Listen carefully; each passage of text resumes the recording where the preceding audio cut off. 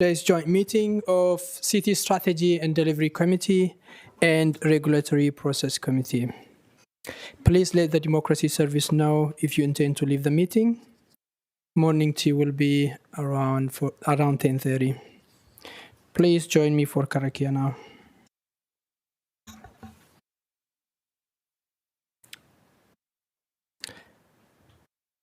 Whakatakautihu ti uru, whakatakautihu ki te tonga, kia mā kina ki uta, kia mā taratara ki tai, e he ake ana te atikura, he tio, he huka, he huhu, ti he Māori ora.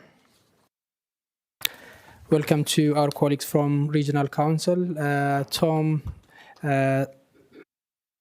Rose, and Councillor Sarah Free. And apologies for today. We have 3 apologies. Councillor Tiffan Baka, who is on Wellington NZ board meeting. Councillor Covert, who is on TTM board meeting.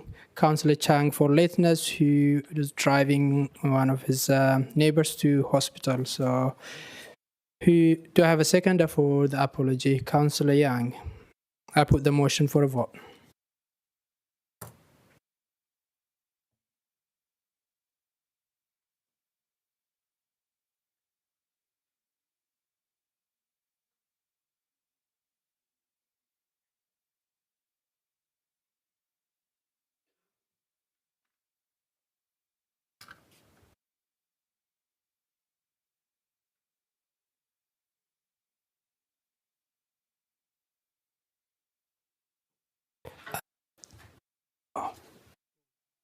Content online.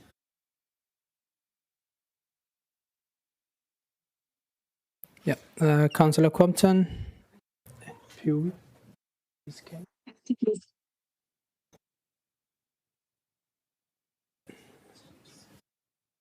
Do we have Pew Liz Kelly online?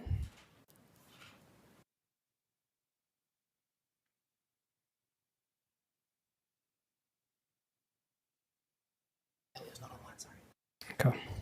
Yeah, close it then. I declare the motion carried. Conflict of interest declaration. Anyone who wants to declare conflict of interest? None. Items not on the agenda. There are no items on the agenda, not on the agenda, so we will go to general business. Harbour Quay Bus Priority Project and Eastern Bus Corridor Improvement oral submissions. We will take the report as read. Does anyone have any question before we move to debate? I think we need to go to... I think we're going to do that one after we finish the oral submission. Cool. We have the first submitter on list. It's joining from online.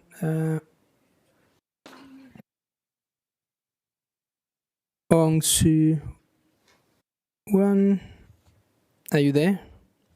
Yes, I'm here. Cool, thank you. You have 5 minutes on go, and the floor is yours. Okay. Sorry, I can't be there in person. I just want to make my submission, which is in support of the bus lanes, the bus route along the harbour. I think anything that expands public transport is good.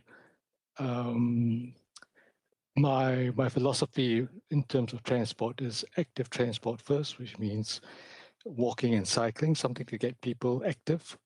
That's the first priority. The second priority is public transport. And then the third, only after that comes private travel. So certainly public transport should be expanded, and that's to be encouraged. I did make a note that I do cycle along Jervois Quay sometimes, not always, but sometimes, and make a slight plea that if the bus routes go there, that I'm not asking for cycleways to be put in there. I'm just noting that I do cycle along that route sometimes, and but nevertheless, I don't mind cycling beside buses. I'm quite comfortable with that. Yeah, so that's all I want to say, really, that I support the cycle lanes and I support active transport. Thank you.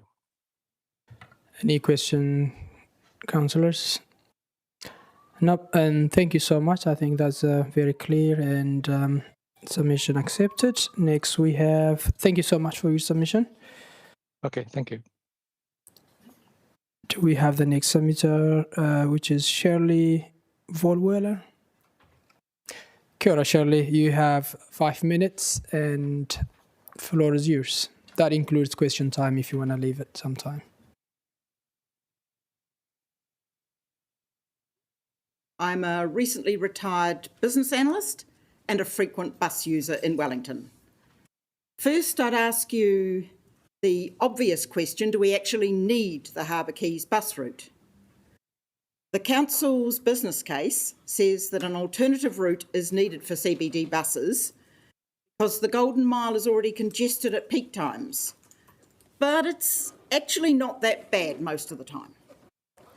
And the business case projects that bus trips will grow to 130 plus per peak hour by 2034 each way. But bus patronage has not been growing as fast as suggested. The growth that was projected to happen in the last 2 years has not been seen, and the 2034 projections look pretty unlikely to be reached, frankly. One of the justifications for the proposal was to allow for an alternative bus route during the then expected Golden Mile improvement construction, as mentioned on page 42 of the business case. But that is now doubtful and certainly not a pressing reason for the new bus route to be created now. I'd like you to consider someone who wants to catch the bus to the airport from the CBD. As I understand the proposal, an Airport Express passenger would have to go to different bus stops at different times of the day. For example, at 3:19 p.m, I would catch the bus to the airport from Lambton Quay, but for the next bus 15 minutes later, I would need to go to the Harbour Quays stop. This will be confusing for potential passengers and particularly chaotic if buses run late. I didn't see any information in the proposal about what proportion of passengers get on or off buses in between the two endpoints in the CBD. They'll be most affected by the changes, of course. With the Harbour Quays route, many of these people will have a longer walk to or from their bus stop, which will easily outweigh the in-bus time saving that is projected for them. Travel time disbenefits of extra walking for bus passengers to and from the new route do not seem to have been accounted for in the business case. And if the changes are extended beyond the initial express routes and Airport Express service to other ordinary buses at peak times, that will be confusing for lots of passengers. For example, if Route 2 goes a different way after 3:30 p.m. and then reverts to its normal route from 6:30 p.m, you could easily end up going to the wrong bus stop. Wellington has a huge advantage currently for bus users. Our buses follow the same route through the CBD, and that is so much easier to understand than in Paris or Auckland. I've been there, catching buses. Finally, I'd like to mention a couple of strange arguments for the Harbour Quays route in the business case that sound to me like someone has been grasping at straws. That will make Te Papa and Wellington Museum more accessible to tourists. But the proposal is for buses that commute at peak times. Most tourists would not visit either of those places at such times. And the other claim that it will enhance commercial appeal for the Golden Mile, this is simply ludicrous. This proposal is expected to cost, as I understand it, $11 million for some dubious benefits, such as a touted saving of 2 minutes for a person travelling the full route on the Golden Mile at peak times. Is it worth it? Nah. Before I give an opportunity to councillors, and Paul, do you want to respond to one of the points? I saw you shaking hands, so head. So through you, Mr. Chair. your point around the buses running on both routes. Of course, it'll be Metlink through the regional council will determine which buses run on each route, but they would stay on that route. So if the airport flyer was to be moved to the Harbour Quays, it would stay there throughout the day. It wouldn't. Okay, it wouldn't. that's not how I read the business case, but thank you. I don't think that's good in terms of confusion, but I think it'll be worse in terms of passengers catching that route. For the airport bus in particular, just imagine how many of those people are out of towners. Oh, you've got to go to a completely different route, and yes, it's probably further away from where you're originating, would be my response to that. Cool. We have Councillor Foon do you have a question? Yeah. Kia ora, Shirley, thank you. Can I just ask where you live and where you catch the bus from in your daily routine at the moment? I live in Kelburn, so I walk a lot of the time, but if I don't, I would either catch the cable car down to Lambton Quay or one of the buses that goes through Kelburn, the beautiful number 4 bus route, which we all in Kelburn love, and other routes that go through Kelburn, depending on where I'm trying to get to. I catch a nice range of buses. Yeah. And they all go pretty much the same route through the CBD, apart from the ones that go up through Gusney Street. Yeah. Okay, thank you. Councillor Free, quick. Would it be helpful if you knew that there will always be a choice? You know, we can transfer at the moment with buses. There'll always be a choice of a bus for most suburbs of Wellington that will either go down Lambton Quay or perhaps down this new route if it does eventuate. I think the problem, and I actually thought initially that was probably what the proposal was going to be. I think the problem with that is that we won't get double the number of buses, so you'll then have to potentially wait longer at the stop that you do go to catch the bus. And in terms of transferring, yes, that's great. When I catch the airport bus, I obviously have a bit of luggage, but some people have quite a lot of luggage, and transferring to and from that with a lot of luggage, I think will actually slow the airport bus down very nicely. Thank you so much, and really appreciate your time. And next we have Ellen Blake.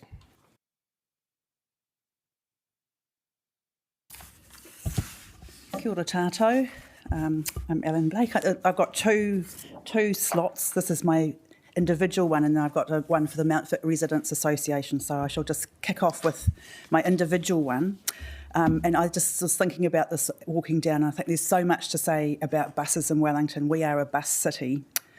So I've hopefully picked out a few little bits that I think are quite important. So increasingly I'm a bus user. I used to just walk everywhere, but because of the way I walk now, I have to catch the bus.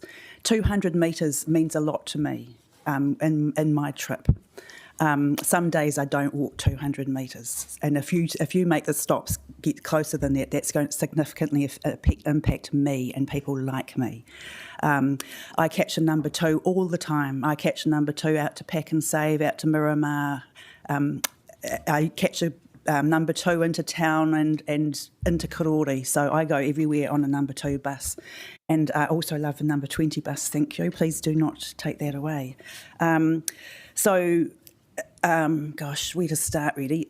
The BCR for this is about the same as the tunnels and the Vivian Street improvements, so forget about the BCR. This is a bus improvement project. It's been signalled for such a long time. It's part of fixing the Golden Mile trip. And when I catch the bus through the Golden Mile, 3 buses maximum get through a traffic light every time. That's holding up all the buses behind them.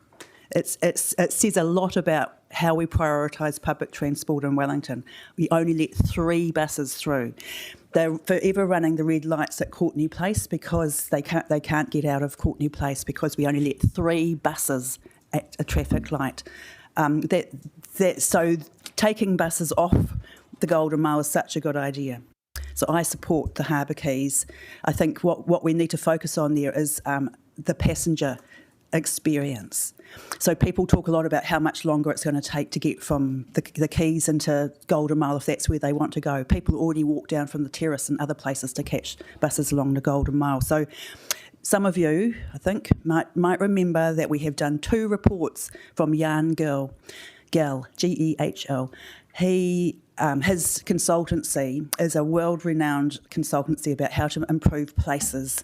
They've done 2 reports for Wellington on how to improve the connections between the waterfront and the city centre. So please do not reinvent the wheel. Go and do some of those things. We have not done the things that he's recommended that would improve the links between the waterfront and the Golden Mile a lot. And it's all to do with pedestrians, because pedestrians are bus users. So you've got to make pedestrian improvements to make the buses work better. And so the passenger experience is important. People want regular, reliable services, but they also want to be able to get to them. So that's the walking bit. But they also want a nice space to wait in. So that's your bus shelters. Don't skimp on bus shelters, please. And just a reminder, this is for bus users. Bus users, I think, are about 17% of work travel in Wellington. Walking is 20% of work travel in Wellington. The last I heard, I don't know, Paul might know, 70% of trips in Wellington are on foot. So the walking experience with the bus thing needs to really marry up. What else? There's so much to say about this. Bus lanes are great. They should be 24 hours a day. Don't confuse car drivers. They have a lot of trouble getting through the city. So just keep it simple for people. That's all I want to say is from my personal submission. Do you think I should just kick on with my thick one? No, we have another person after you. No, I've got 10 minutes. I know that one is not now yet. I thought it was. Your individual one is now. Okay. The other one is not ranked now. Just give me a second. Okay. So that's it for me then. Sorry. Yeah. Sorry to try and take up too much time. Yep. The group submission is 10:10, so Yeah, no, you need to come back. So that's me then. Thank you. We don't have much as well. We don't have any question, and thank you for your submission. See you at 10:10. Okay. Yeah. Next, we have John Rankin from Fit Wellington. You have 10 minutes.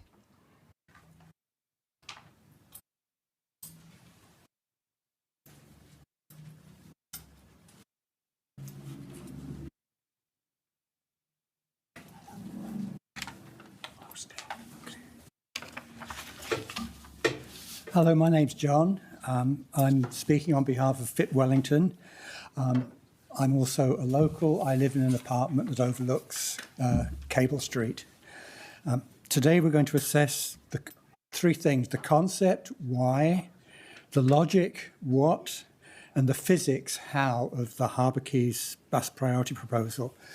Our conclusion is the proposal is good and it can be better. So the concept, why Harbour Quays bus priority? The Infrastructure Commission advises shifting less urgent trips to off-peak times and encouraging public transport use to free up road space for those who need it most.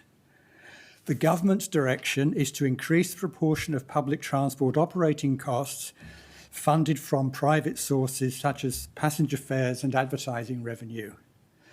Greater Wellington's strategy is to lift public transport share of the region's mobility market by increasing service frequency, reliability and speed, making public transport more useful to more people for more journeys. So we expect the bus fleet will become more productive, carrying more people using the same number of buses. So for us, a tick for the concept. Logic, what is Harbour Quays bus priority? Current services through the city centre are slow and unreliable. The Golden Mile has too many buses with multiple bottlenecks, meaning all services travel at the speed of the slowest bus. Standard practice on busy, high-demand corridors is to provide dedicated, widely spaced stops for express services. Experience shows that people will walk farther for a faster service. A corridor with express and local services needs 4 lanes, so express services can overtake local services at stops. But the Golden Mile has a 2-lane bottleneck from the south end of Lambton Quay to the north end of Courtney Place. So the solution is a second two-lane spine on the harbour quays for express services, which will also make local services on the Golden Mile faster and more reliable. So a tick for the logic. Physics. How will bus priority work? If you ask people to walk farther for a faster service, the quality of the pedestrian experience is paramount. Yet the current proposal is a bit hostile to pedestrians. Having to cross a 6-lane road is bad. Pushing a button to do so adds insult to injury. So first, the project needs to remove all the beg buttons between the Golden Mile and Harbour Quays. People visiting Unity Books may prefer to catch a local service outside the door rather than walk to the quays. The design makes it impractical to transfer between local and express services at the southern end of Courtney Place. We think a more pedestrian-friendly design would use all-day contraflow bus lanes on the middle 2 of the 6 traffic lanes. The southbound bus lane would continue on Wakefield Street, the northbound bus lane on Cable Street on the Tarkina side of these streets. If contraflow bus lanes continue on Cambridge and Kent Terraces to the Basin Reserve, bus stops at the junction with Courtney Place would let passengers transfer between express Harbour Quays and local Golden Mile services. So we have a question mark about the physics. In conclusion, we invite you to endorse the concept and the logic of the Harbour Quays project and evaluate the proposed design against a contraflow option before you make a decision on the project's physics. So out there, you have a road sign, two traffic lanes, a white line, and a contraflow bus lane. And that's it for us. Thank you. Thank you for your submission. We have a couple of people on question list. Councillor Foon? Oh, Councillor Free. Hi, and thank you, John. I was really interested in your statement that experience shows people walk further for a faster service. I don't dispute it, but I'm just wondering, do you have any kind of evidence, or is it just... Well, it's the basis for the business case of every rapid transit service on the planet. Okay. And the key message is that you actually have to make, depending on how far you're asking people to walk, that determines how fast you need the service to be. So what we think is that given that it's a reasonable walk from, say, the terrace down to the waterfront, so we think that the reliability and speed of the express services on the Golden Mile is going to be the critical success factor. And that's one of the reasons why we came up with the contraflow bus lane suggestion, because that basically removes all the barriers for buses moving along the quays. At the moment, with the current proposal, we're asking them to interact with left-turning traffic, and we know from experience on other bus lanes in the city that slows them down. You have you got those plans? No. No. We're happy to sit down with council staff and talk about how that might work in practice. But no, we thought we'd leave the experts to work out the details of how this might work. Thank you. Fantastic, thank you. Councillor Young, you have a question. Thank you. So I think you referred to them as beg buttons. So you are advocating that they be removed. Yes, and if so they're a removed, pedestrian automatically gets a walk light. So there's a sensor to see there's a pedestrian there. So sorry. There's a sensor to see there's a pedestrian. How do they? Whenever the traffic light turns red because there's the cars stop, the pedestrian automatically gets a walk light.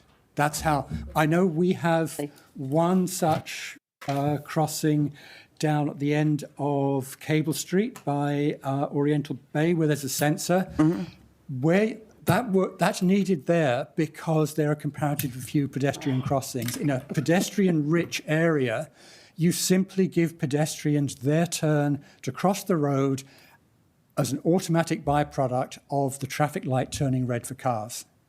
Okay, thank you. I love the expression "beg button," by the way.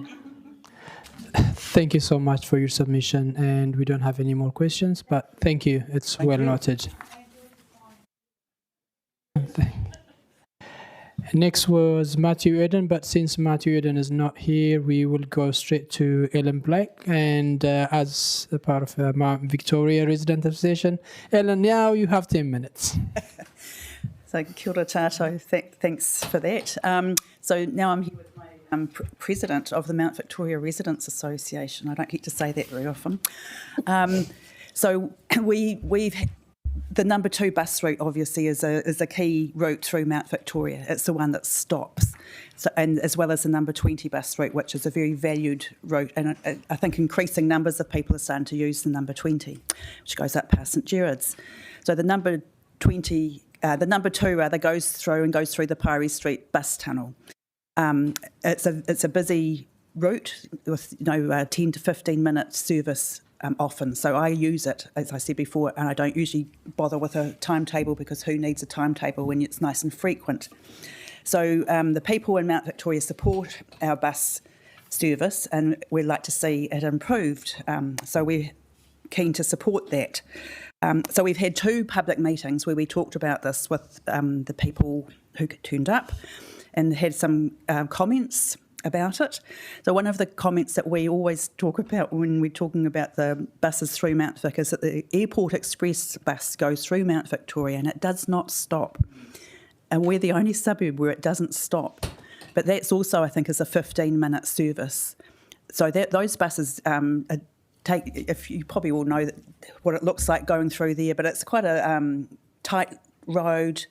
So the more buses that go through there, the tighter it gets, the slower it makes for all of them. So the Airport Express would be really good if it actually stopped in Mount Victoria. There's a few other express services that go through there that don't stop as well. So it's they stop at funny places. So the number 2 is the most important one. So we would like the airport bus to stop in Mount Victoria, please. Another thing that you may or may not know is that the Pyrie Street Tunnel is the end of a fare zone. So when you get to Pyrie Street Tunnel, when you go through, you pay another fare zone, and when you're coming back the other way, it's the same thing. So one of the proposals here is to move the bus stop that's just outside the Pyrie Street Tunnel as you're coming into town. And that makes a lot of sense because otherwise the buses behind it have to stop and wait for people to get on and off there. But that is the end of the fare zone. So we're wondering what happens at that point for the fares. So obviously we'd like to see that the fare zone is extended to the first stop out of Mount Vic rather than just at the tunnel. So that will make a big difference to some of the people who live there who count fare zones because it's money. Right. So we've had a few comments about the different bus stops because they were talking about moving some of the bus stops around. But some of them we can understand, some of them it's harder to understand. We were very supportive of keeping, as you turn the corner, this is getting quite detailed, as you turn the corner from Bram Street into Pyrie, there was a little, a teeny-weeny little island. That's where the pedestrians stand when they cross that bit of road. It's a really key part. It's a silly little island. It's not big enough for a wheelchair properly, but it's a really important bit to use so that you can cross the road safely because you cannot see the vehicles coming if you're standing on the corner on the footpath. So we were really supportive that we keep that. So please do not, in any plan, try and take that one away. Then we just talked about some of the bus stops. I don't know if you want to talk about those here or not, but so overall we're supportive. I think John very kindly mentioned a whole lot of things about big buttons and what's happening at outside the Courtney Place end of this service. So it's going to be really important that the buses for coming along the Harbour Quays interact very well with the buses coming up and down Courtney Place because people will be swapping those buses. So having a real focus on how people change buses or how that's going to work is important. One of the things that we know living in Mount Vic is that Kent and Cambridge Terrace are a wind tunnel in both the north and the south. They're howling, it can be howling wind. People hang on to lampposts along there. You saw that unfortunate thing where a woman got blown into the road on Kent Terrace. So it's really important that any bus stops there have proper shelter that protects you from both directions of wind. So that whole passenger pedestrian experience is important. And as you know, hopefully I'm going to talk to the Mayor about it shortly, is getting across Kent and Cambridge Terrace has got worse since that cycleway went through because of the traffic light timing. So it's a traffic light timing thing, it's not a cycleway thing. So we can fix it. But people need to be able to get across that road in one go and not have to stop. If you see your bus coming, you're going to be running across the road. So just please make it a better experience for people using that. And I think that council should have all the expertise that they need for that, including how to, get rid of big buttons and fix traffic light timing. So I think, so overall, Mount Vic Residents Association supports the changes, but please be mindful of the passenger experience. That's it. Thank you, Ellen. We have you on list. First, Councillor Young. Thanks, Alan. I think you probably know that I'm also a fan of the number 2 bus. So just a couple of things. Are you aware that even when Tim Brown chaired the bus company, he couldn't get the airport bus to stop in Mount Victoria? So that would be fantastic to have that facility. Just talking about the pedestrian crossing at Kent and Cambridge Terrace, I agree, it is really, you can only go halfway if you're going north-south or east-west. Have you raised that question or problem with officers at all? We've raised it. I think about it, but from the beginning, before whatever this project's called now, we've been raising this issue for quite a long time. Okay, thank you. There's a lot of issues at that crossing. I know. I know. I nearly got blown over the other day, which is quite something. Yeah. Cool. Thank you and welcome to Councillor Chang, who just joined us. And next we have Councillor James. Thanks, Ellen. Always good to see you. I just wanted to invite you to talk more about the different bus stops that you sort of skipped over there. I am interested in the detail, so if you want to talk about it, please do. So I probably get the numbers wrong, but anyway, when you first come round Kent Terrace into Elizabeth Street, there's a bus stop on each side, and you're keeping those. Yay, good one. I know you're going to lengthen and rearrange the design a little bit, which is good, because one of the things that people say and I say now, is the bus has to pull into the curb. There's no point in having it hanging out in the middle of the road where you have to get up and down off quite a steep step to get in and off. So fix that. And then you go up a little bit and you go round the corner into Brahms Street, and there's a dairy and a lovely painted bus stop on one side, and I think you're going to twiddle with those a little bit. The bus stop out near the dairy needs to be near the dairy, because that's the only shelter at that point, whereas I think you're going to move it further south. The bus stop on the other side with the beautiful painted bus shelter, I think you're going to move it further north, but really there's already a pedestrian barrier fence there, which is to stop people crossing the road where they want to. So you can't. There's not much room to move that. So we're wondering about that. And then you go around the corner into Pyrie Street, and there's another set of bus stops by the dairy on Pyrie Street and opposite. And I think there was some room for maybe moving some of those or something. But then you get further up, and there's the bus stop before the tunnel and the bus stop when you just come out of the tunnel, which you're taking away. So we did talk about maybe putting the one on the one coming into the city, just having the one between where the dairy one is now and where the tunnel one is, just so that people can still access the bus stop that comes out of the tunnel coming into the city. People use that to walk through the bowling club and innermost gardens to access that part of Mount Vic, because it's convenient and you're walking along the flat on that, but rather than up and down hill. and it's also used for the Wellington East Girls College kids who hop off there and walk along to school. So I think there's a bit of room for moving on that, but it would need shelter and whatnot as well. I think, yeah. Thank you, Ellen. And Councillor Free, a quick one. Just a quick one. It's about you talked about shelter. How do you find the present Courtenay Place shelters, bus shelters? They're quite old now, but what's your opinion as a walker? The good things is they have glass, so you can see through them. There's no ad shell, except you can't see the list of buses. But there's quite often there's people sleeping in there, so they should have homes. It's a breezy kind of place, so and it's not that pleasant in lots of ways. I find the seats too low and there's no handrails to get up and down off. So Okay, thank you. Thank you, Ellen. The president of Victoria. thank you. Mount Victoria. And next we have Rex Nicol as individual on Harbour Quay, and you got 5 minutes. Kia ora. Thank you, councillors. I am Rex Nichols.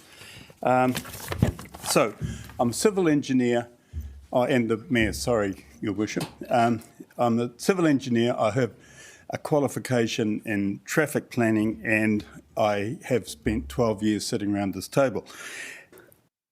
Council is an enabler, not an enforcer, and taking one lane on that road out there, right outside your window, is, to be quite honest, not a sensible idea at all. It will do nothing for the city. Wellington is a north-south city.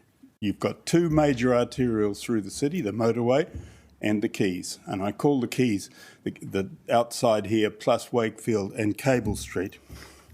So large trucks and all dangerous goods have to use that road because they're not allowed through the tunnel. Business is the lifeblood of a city, and the CBD is the heart of Wellington's business and its city. Businesses bring jobs, jobs bring people to the CBD. They use restaurants, they use shops, they make this city work. And to take them and put them down on the quays instead of Lambton Quay is a bad idea. 2/3 of the lanes left through the city for other traffic than buses will be a very bad negative for the city, and I don't think you have done any business case. I don't think there's any benefit cost work, I couldn't find it anyway, with a realistic benefit cost of what the advantages are of what you're trying to do. Now, I see three alternatives. The first is the best, and that I've been trying to push since 1983, and that is to have small, cheap buses running up and down Lambton Quay, non-stop, back and forth, and you turn the suburban buses round at each end and send them back to the suburbs. Second best is that you use Featherston Street heading southwards if you want to take some cars off Lambton Quay. And the third is to actually try your buses out on the quay, but don't actually make special lanes for them. Let them just travel with the ordinary traffic for at least a good time. Test it, see if it works. If it works, leave it that way. But I think you'll find that people actually want to get on and off the bus in Lambton Quay. Thank you. Thank you for your submission. Do we have any question, councillors? Councillor Chang. Great, thanks very much for coming in, Rex. Do you think that the quantity, the number of people catching buses down Lambton Quay now will actually increase? We keep hearing about a growth in there, but in your experience, have you actually caught buses down there? Have you actually found the buses to be overloaded coming through there? No, they certainly aren't. I use the buses all the time. I have for many years, and Lambton Quay works. It just needs cleaning up. It needs the rubbish bins fixed. It needs shop fronts fixed up, kept clean. That's all Lambton Quay needs. Everything else works. The buses work. I've seen up to 11 buses in a row, and that is the problem. There are too many buses with too few people in it during off-peak hours. Peak hours, yes. Off-peak hours, no. Great, thank you. Councillor Foon. Kia ora, Mr Nichols, thanks for coming in.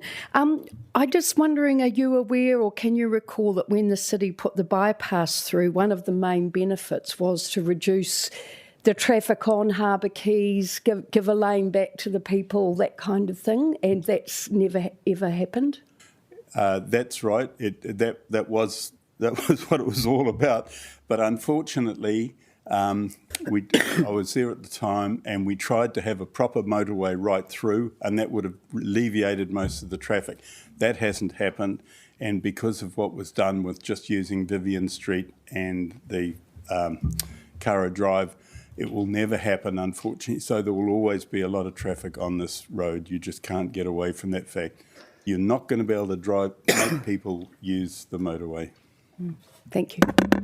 Okay, Rex, thank you so much, and we don't have any more questions. We appreciate your submission. Thank you. Thank you all. Next was meant to be Ian Pike, but shifted a slot. So we have next John Swan as individual to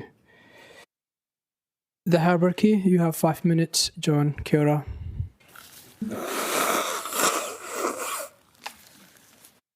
Good morning, councillors. Thank you for the opportunity of speaking to you today. I'm here to formally, my name is John Swan. I'm a resident and I'm a ratepayer of the City of Wellington.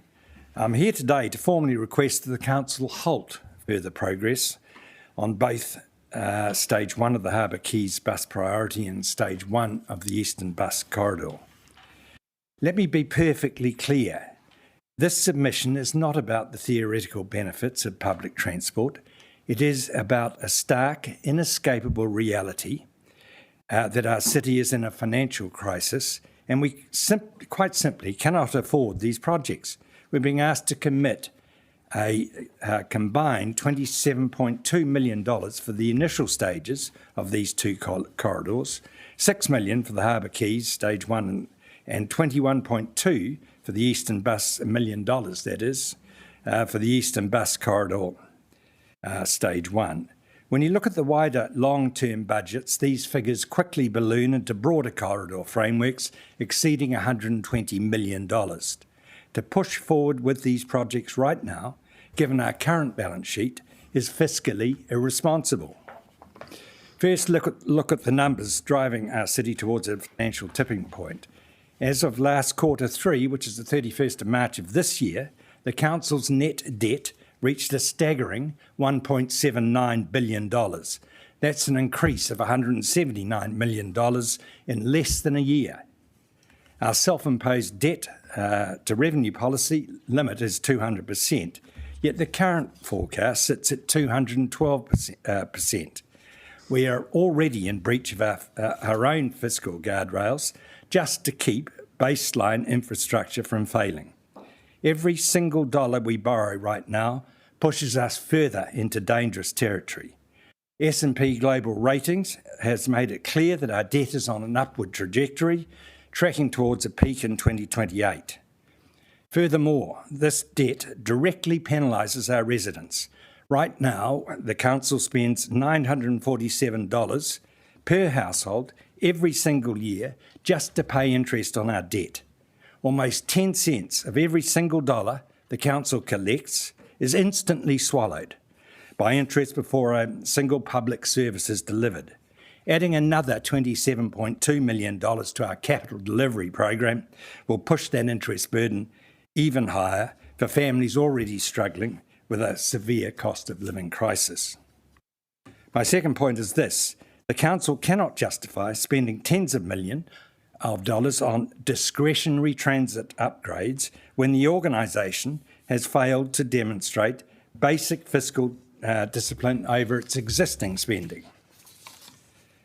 Look at our operational staffing and procurement. According to the independent review conducted by Deloitte, the council operates one of the densest workforces in New Zealand, carrying up to 330 excess roles. Even worse, we spend an astonishing $736 per household on external contractors and consultants, the single highest outsourced reliance of any metropolitan council in the country. The Deloitte report exposed a staggering lack of oversight. This council only tracks 20% of its contracts inside its centralised management database.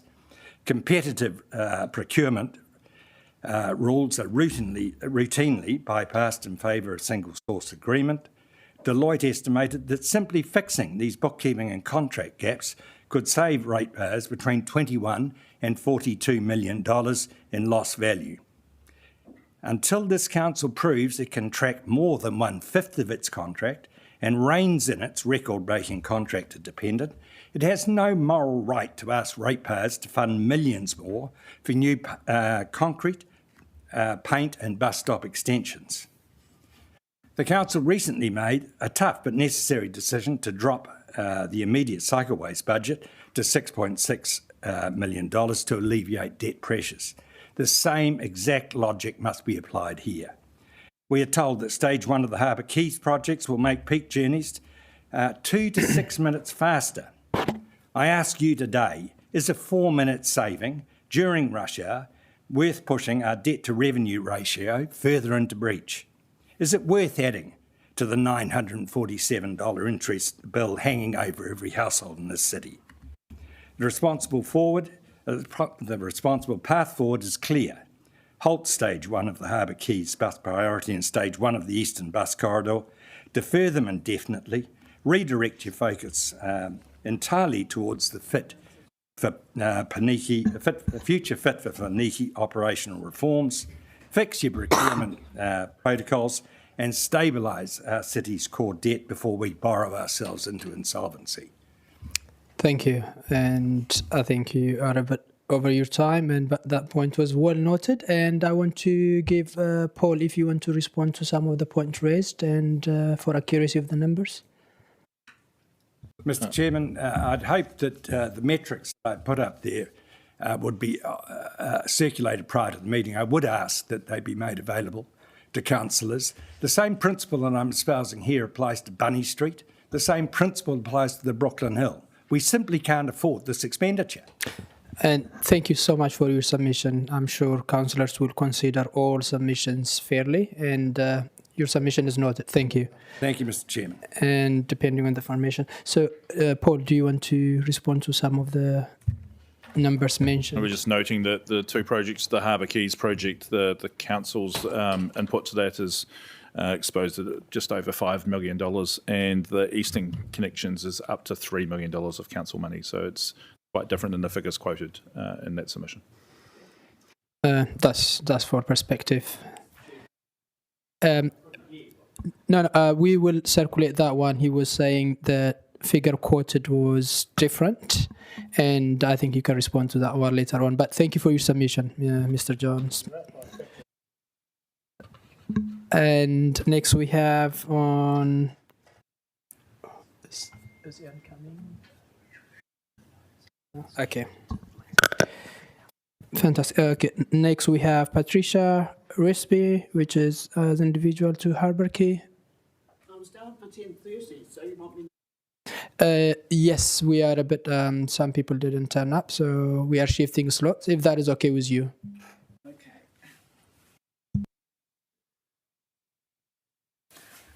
Right, so first, just a question, and I don't expect any yes answers, but it would be nice if there were. Are there any of you, I wonder, who don't have a car and who take public transport all the time? Point of order, Chair. The purpose of these submissions is to hear from submitters. It's not for councillors to be making submissions. Can we perhaps just hear from the submitter? Thank you. So if you can frame it, your question into your submission instead of asking, this is not a question and answer time, so we are here to hear you. So you can continue now. You have 5 minutes. I was just curious to know, because just a couple of times over the last few months, I've been from where I live in Nayo to the southeast of Wellington a couple of times without having to take a bus. One was with my daughter and my granddaughter on her way to netball. And we were too busy talking, I think, for me to really notice where we were. Just late last year, friends invited me to go with them on their boat from Chaffers Boat Marina. And we were driving along, I was in the back seat, and I looked around. Where are we? Jervoy Quay, Waterloo Quay. Why don't the buses go this way?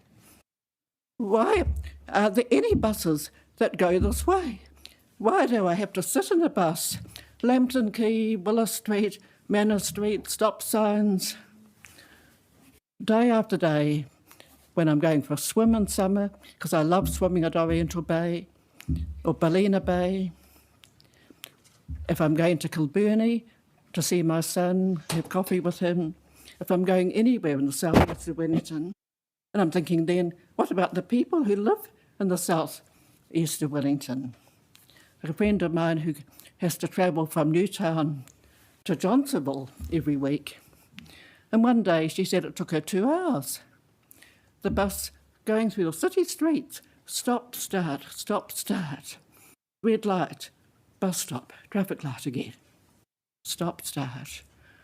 So I put in a submission, which I thought it would be, it was something about PowerPoint. I don't know exactly what PowerPoint is, but I thought the submission would be there for you to look at, or for you to have copies of.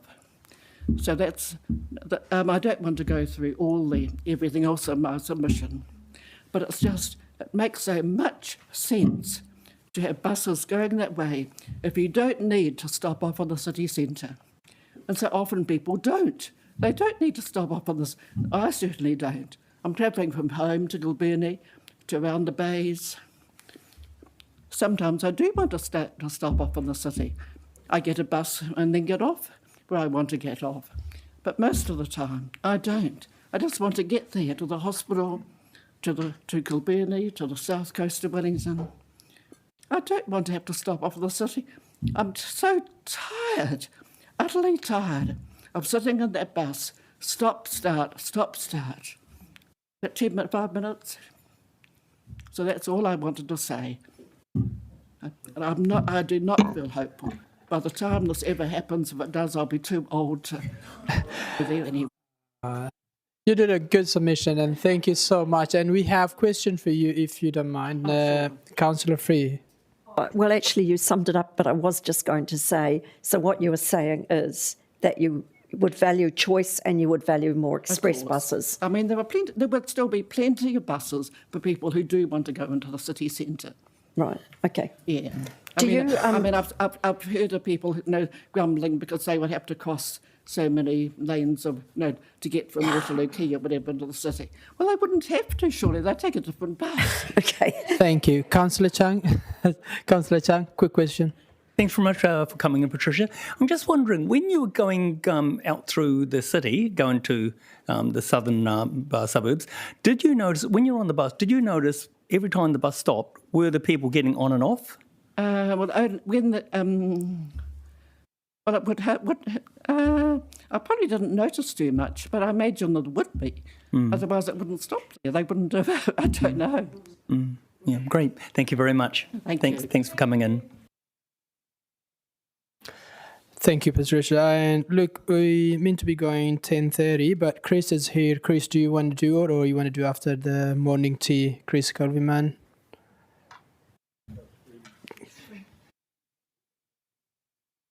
Oh, but it's up to you if you want to do it, or you just I just saw you. Crack on. We have some time before morning tea, so thank you. And you, floors are yours, Chris. I'm just looking at the clock to be assured I've got 10 minutes, speaking on behalf of an organisation. Yep. Thank you. You hear me all right? Working on. Marina, Mayor, councillors, regional councillors, staff, media. I'm a professional transport planner with a 40-year international career. I was the Wellington Regional Council's first manager of public transport in the late 1980s when Roger Douglas and David Longy started the major reforms of the New Zealand economy, which were then picked up by Jim Bolger under the fourth national government in 1990. Rogernomics included deregulation of public transport, which became effective on 1st of July 1991. The small team I recruited reviewed and contracted all of the region's public transport services to very tight deadlines, achieving an improved network that remained more or less intact for 27 years until 2018. I should add, we didn't use a lot of consultants in those days. It's fair to say that I know a fair bit about Wellington's public transport network and the region's transport geography. I was recently elected chair of the Wellington Civic Trust and am speaking with the Trust's support. Reading all the material on the proposed Harbour Quays bus corridor came with a sense of déjà vu. I had read about the Regional Council's grand plans for a hub and spoke bus model for Wellington for 2018. Listening to Councillor Free, yes. And I quickly realised, as one or two others did, but not many, that it was misguided and wildly optimistic. The main reason for that is that it simply failed to take into account what the public wanted from the buses. We know what happened. We had a bus-tastrophe. Gradually, since 2018, the network has reverted to something akin to what I put in all those years ago.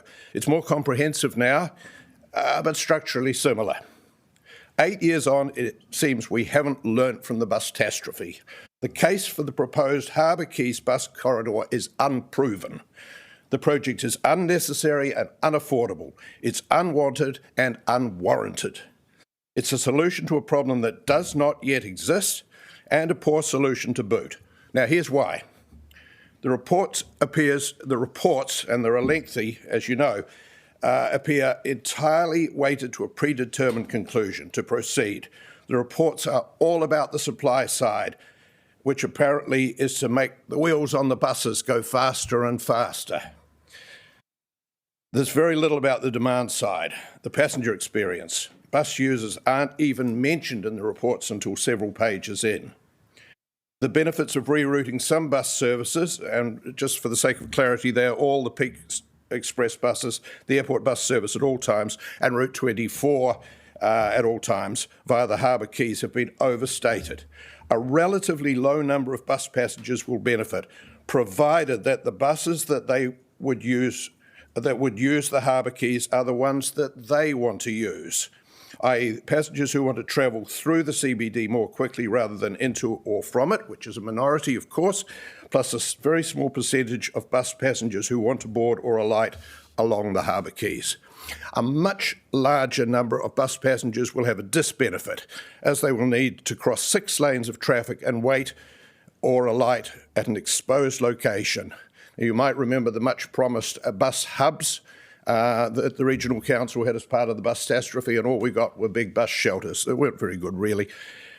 So passengers will have to wait or alight at an exposed location several blocks away from where the majority want to board or alight, i.e. near the majority of the CBD shops, hotels and places of employment.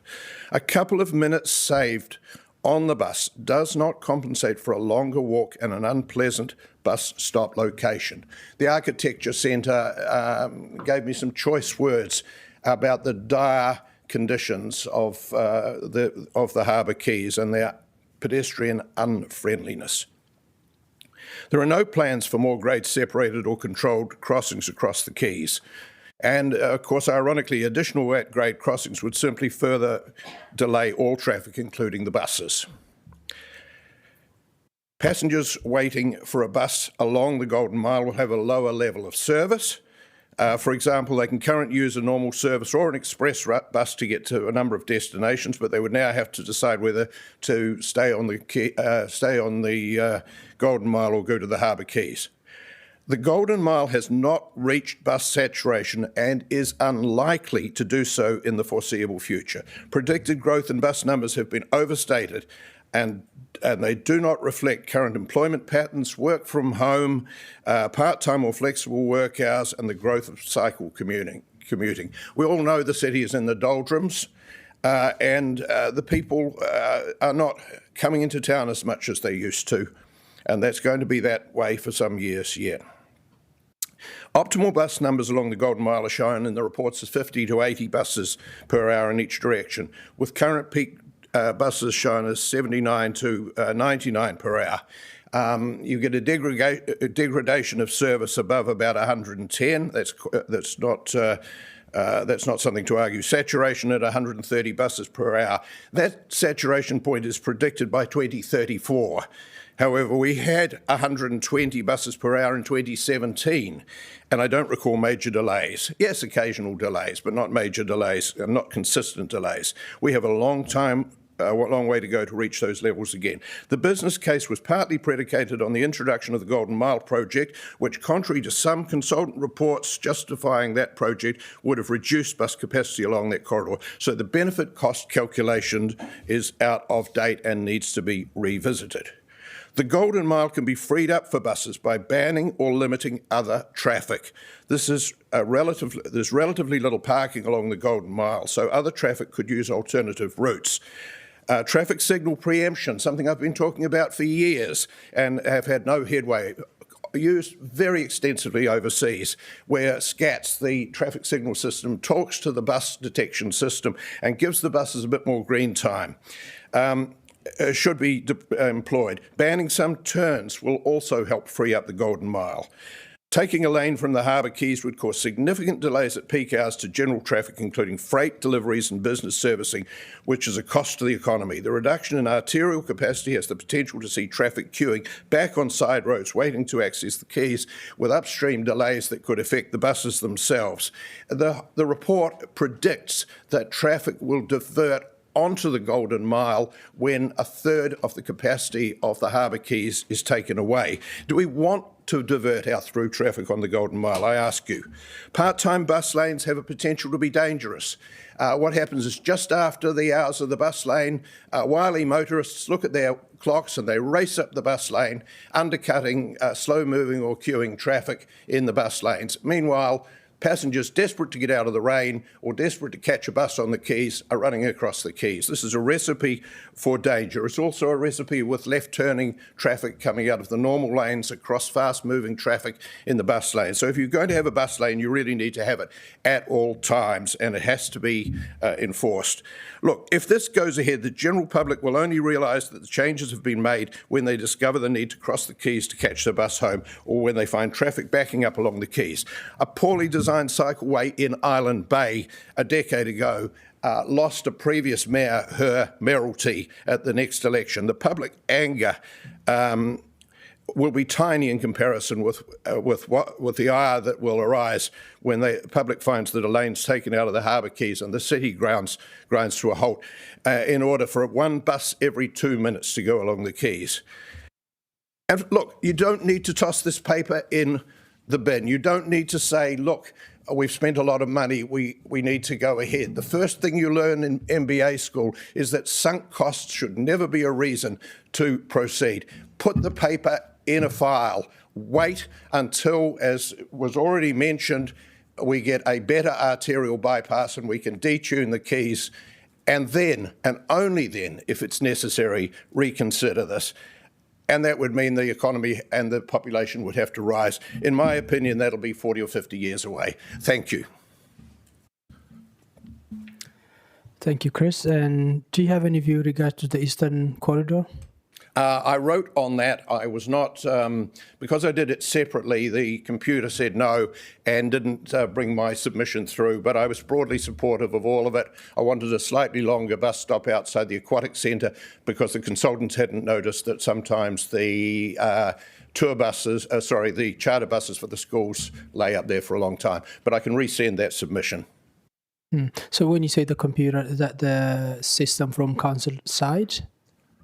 I'm sorry, Councillor, I couldn't catch that. When you said you tried to add the Eastern Corridor 1 and the computer didn't work for you. It's gone into the ether somewhere and I haven't kept a copy. I've asked the officers to find it. Yeah, okay. But it's no biggie anyway. I was broadly supportive. Okay, cool. Thank you so much. And your submission is noted. We don't have much. Councillor Compton. Hi, Chris. Just a question for you. Do you think that the additional walking times that would be incurred from people being on the quays and maybe wanting to get towards the Golden Mile, do you think they should have been added into the business case as a disbenefit? Oh, absolutely. I mean, I think they're in there somewhere. They're fairly well hidden. Look, there are hundreds of pages on those reports, and I read them several months ago, so I can't bring to mind exactly now all of that. But my overriding conclusion was the report was weighted in favour of a foregone conclusion to proceed with this plan, just exactly the same as all the consultant reports had glowing opinions about the advantages of what became the bus catastrophe. So beware. Thank you. Thank you. And Councillor Free, quick question. It was answered actually with something Chris said later about, it was about the bus preemption, the traffic signal, but you did mention it. Thank you. Cool. Thank you, Chris, and we appreciate your time. Councillors, now we go for morning tea. We'll get back 10:45.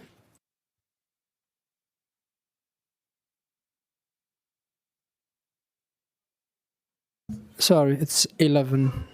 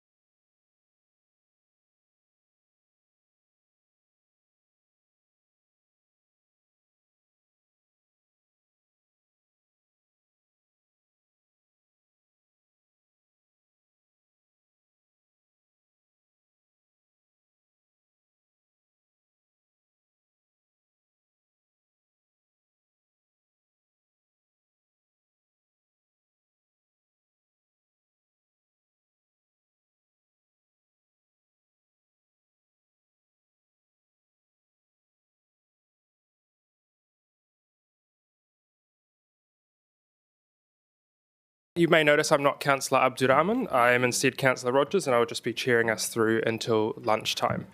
First up, we've got Sam Summers joining us online. No Maya Sam, thank you for presenting today. And I believe you've got 10 minutes to present to the committee, and that includes any time for questions. Over to you. No problem. So I'd like to sit there and support the Harbour Quays project here because we need to have our public transport system move more effectively. I hope submissions have been read, as I personally don't actually have my submission in front of you at the moment just because of the joys of what happens when you're working. But basically, I'd like to see it go ahead. Now, since my submission's come in, I've spoken with Paul Barker, and he did tell me there is a little bit of a concern in there, and I'd like to say, in addition to what has been possibly said in there, is to make an adjustment to possibly use Brandon Street, Johnson Street as a connector for Harbour Quays to Lambton Quay to pick up the busload of services that typically head to Karori that don't go through the Wellington railway station. So that is a slight amendment to it in there. But and also like to basically put in there is we need to make sure that the signage is clear that when it is an operating bus lane versus not being an operating bus lane. You'll see images that were put in my submission that shows examples of what gantry signs would look like when it is an operation versus not. We do have what is called a flip disc sign before the Wellington Terrace Tunnel for overheight vehicles. When they vehicles are over 4.3 metres high, that triggers the alert that flips the sign, and then if the tunnel was closed, it flips to another message again. We would need something to be clear and simple so that at least the public, when the lane's in operation, you have a sign that says it's in operation. When the lane's not in operation, have it where the sign is the general information sign, such as destinations in there. You'll see probably in the submission there was a modification with the sign over, not the C2C bridge, but the one to the north of that has destination boards on it. So that's something I would sit there and go on there. And if budget allows, possibly changing the Oriental Parade where it meets Cable Street from 2 to 3 lanes to separate the Oriental Bay into Wakefield Street traffic, conflicting with the Cable Street traffic going down into Kent Terrace, because that can also add an additional delay to traffic, because our aim is to get traffic moving here, not to sit down there and have traffic being stuck because you've got 2 lines of traffic completing with it. So that's basically my support of WIFA, and I live in Newtown and actively drive down Adelaide Road, and with the bus lane and cycle lane going down there, traffic down Adelaide Road section has improved. And I do know, when speaking with people from my coffee cart on Saturday at Newtown Market who are ambulance officers, they've said it's actually benefited them when they've had to go racing down Adelaide Road, that they've got that clear thoroughfare going through there, which has helped make that section of town more reliable for emergency services to the hospital. Questions? Thank you, Sam. We do have some questions. First one from Councillor Chung. Thanks very much, Sam. As always, you've given this a lot of thought. When you drive down along the quays, Waterloo Quay, Jervois Quay and so forth, have you ever gone on there, whether it's day or night, when those 6 lanes are not busy?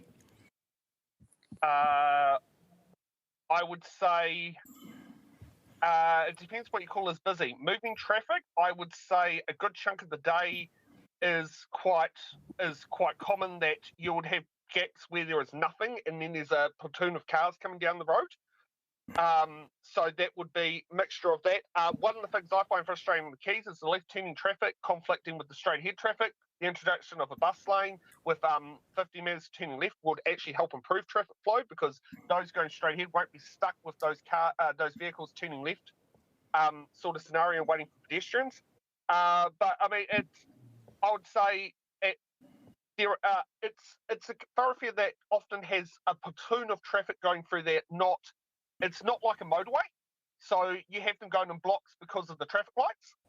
So it's about how do we be smarter with our technology so we can at least, make better use of the space, and also have those fire trucks from the fire station at the end of Wakefield Street that if they need to race down into the CBD, they've got a clear lane of thoroughfare for peak hour traffic.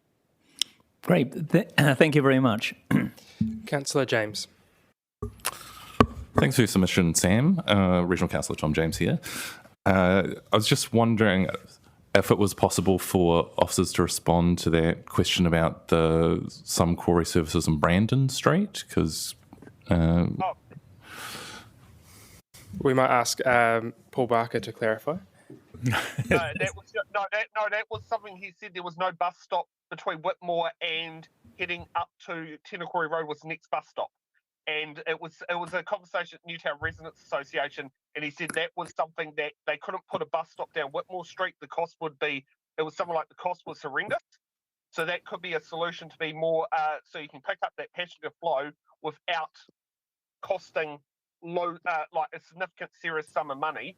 To do it is possibly use Brandon Johnson Street as for the Karori services that can loop down there to connect up. So that was just something that came as a response of that conversation. I wish I spoke to him before the submissions closed, not after. And that was just a conversation passing at the Newtown Residents Association meeting, not the current meeting, the one last month. Thanks, Sam. It's Paul here.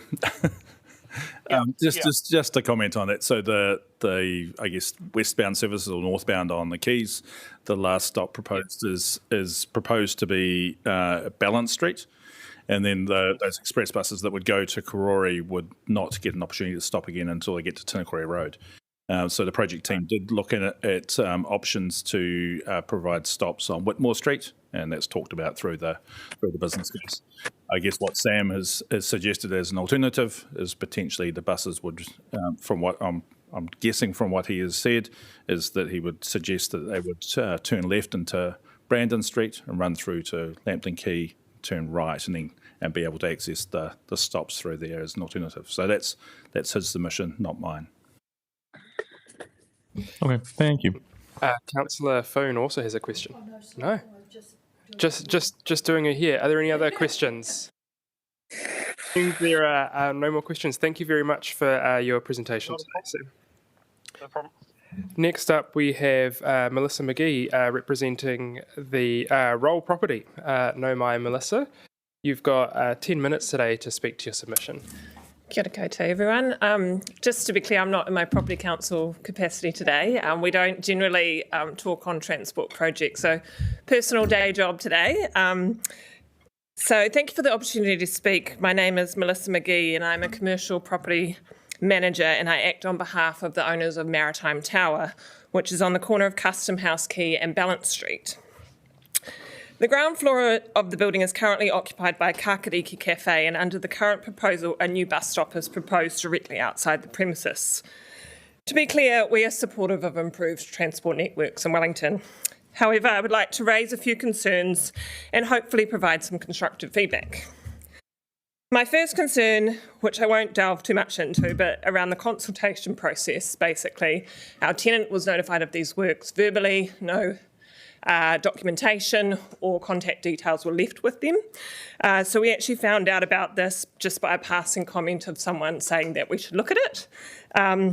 And I have previously raised concerns regarding council consultation directly with tenants and not property owners, and normally I deal directly with council officers on this, but given it keeps coming up, I think it's something that you guys should be aware of, and hopefully can find someone to talk through that process to ensure that's done better in future, because there's no excuse really for not having the owner's details. It's in multiple departments at council, or literally you can walk in the lobby and find it on the building warrant of fitness.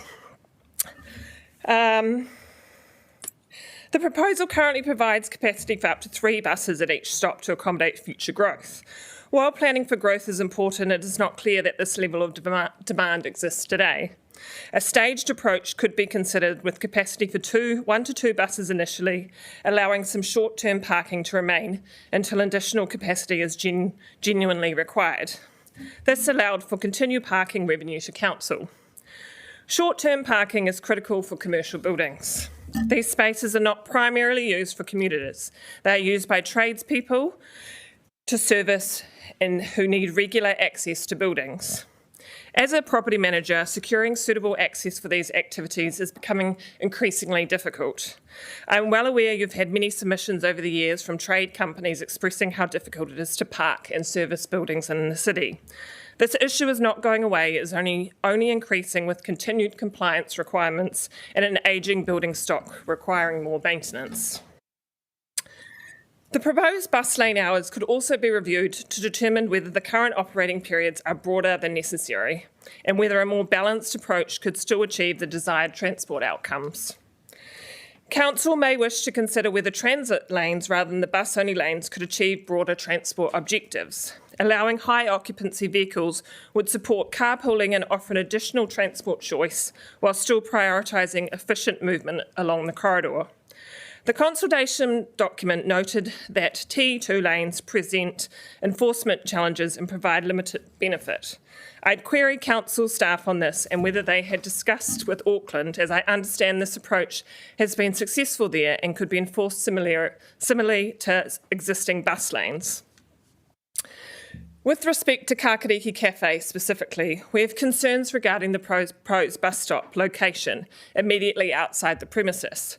We believe consideration should be given to relocating the stop closer to the end of Balance Street, particularly given the planned changes in that area already with closing it off. This would preserve greater flexibility for the building in the future, avoiding unnecessary constraints for future tenant configurations or building operations. We also note the proposed tree planting outside the cafe. We are all for more trees, by all means, but just request that any planting be managed in a way that does not obstruct commercial activities, including visibility of existing building signage and advertising. In the end, all those commercial operations help pay your rates. In closing, we support Wellington Public Transport Network and their importance for planning for future growth. However, we encourage Council to ensure that affected building owners are properly consulted and that final design carefully balances public transport objectives with the operational needs of commercial buildings, their tenants and the businesses that rely on them. There are practical tweaks that would improve this proposal and give faith that you are willing to adapt and listen to us. Thank you for your time. Thank you very much, Melissa. Question from Councillor Chung. Thanks for coming in, Melissa, and good to see you again. I just wondered, you're saying that you're the building manager of the Huddersfield Parker building. Now, have you got Maritime Tower? Oh, Maritime Towers now. So do you have a feeling for what the tenants in that building think about these changes? Like, has there been any discussion with them about what may happen, and do they have a feeling? To be frank, the building's half empty at the moment, so ripping up the footpath's not probably going to help me lease it. But I have talked with the Ground Cafe, and they initially didn't have too many concerns. They don't currently use that entrance off Custom House. There is a door there, but my argument is they're not necessarily going to be my tenant forever, and so I want to allow flexibility for future uses of that space. Yeah. Great, thank you very much. Are there any other questions? I don't see any. Thank you very much for coming in, Melissa. Thank you. We have a late submission. We have Jeremy from the Strathmore Residents Association to present next. No, my Jeremy. You've also got 10 minutes to speak. Thanks for the opportunity to speak. There's a handout which hopefully some people have. It's coming around now. We made a submission, but we didn't at that stage intend to do an oral submission. So this is just a quick summary of what we said. I'm a resident of Strathmore Park. I'm an e-bike rider. This is not about bikes. I'm also a user of the number 2 or the number 4 bus routes, neither of which go to the top of Beacon Hill. So there are 2 pictures on the sheet that you're going to get. The first picture is of Broadway down near the airport. And the salient things there are it's on the number 2 route, and we're currently building a multi-million-dollar bus depot between that and the airport, which is going to add, shall we say, several hundred vehicle movements a day into this area. The issues that have been raised by residents, which I'm speaking to, are first, that there's a large number of pedestrians, cyclists and scooters who go through this area on the way to the tunnel that goes underneath the airport going to Rongotai. Most of the traffic in the morning is going in that direction, although there are some kids going to Scots College going the other direction. Obviously, in the afternoon, it's the reverse. There's also quite a number of people who use the number 2 bus to get to the airport because it's cheaper than using the airport bus. They get off, they try and get off in Hobart Street. It's quite normal for people to get off too early or too late, and then they have to find their way to the airport. We don't help them in that, and so people get lost in the Z petrol station there. So our issues are access through to that airport tunnel. Secondly, pedestrians using the number 2 bus to get to and from the airport. And remembering most of those people have luggage and they need to get across these roads. And the third thing is the new bus depot adds a significant number of bus movements, all of which are going across these footpaths and pedestrian crossings. So our recommendations are, first of all, bus stop 6033, which is on the direction of going to Seatoun, is actually in Broadway, even though it would be more logical for it to be in Hobart Street. So we think it should be moved, and that would actually make it opposite the existing bus stop 7033 when you're going in the other direction. We think a pedestrian, cycle, scooter crossing needs to be done at the Hobart Street intersection. That intersection is to be changed as part of this proposal. And as far as we can see, there is no pedestrian crossing there.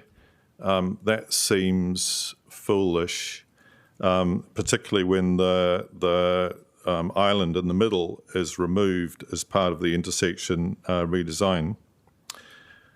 We think there needs to be a better crossing for the Kauri Street intersection. Again, it doesn't matter at the moment because it's just a residential street, but when you put a couple of hundred buses a day through there, that needs to be improved. And if we're going to do work around that, the third thing is people crossing Broadway outside the Z station. There is a sort of island in there. If you drive around in your car when there's somebody in there, it looks quite fragile. So those are our recommendations in terms of that part of the number 2 route. Flipping over the page, in the issue of trying to get buses moving slightly quicker, at the moment, if you go along Hobart Street, you'll have a compulsory stop either way as you cross Devonshire Road. It's only 10 seconds, 20 seconds, 30 seconds, but actually it's happening several hundred times a day.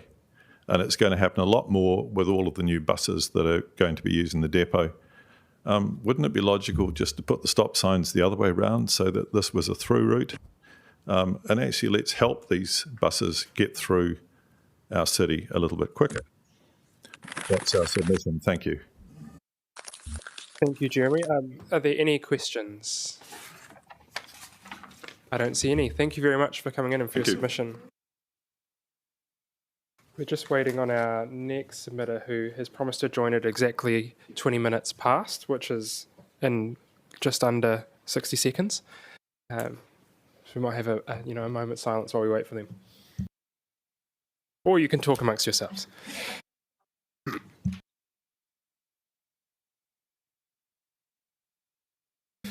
Perfect timing. James has joined us exactly on 11:20 as promised. No, my James, welcome. You've got 10 minutes for your submission today, and that'll include any time for questions. Over to you. All right, ka pai. Morena koutou. I guess one gets a reputation, so once I've set a precedent, I'm going to have to go ahead with it. So kia ora koutou, and now I'm going to embarrass myself. When I was a little lad, we went to Te Pahapa. I must confess our family, we went in our old rusty car, and also to the library on wet and rainy days. We'd be searching for video and books in the matapi. But now I have kids of my own, and on wet and windy days we go there again. But with no car, we're on the bus.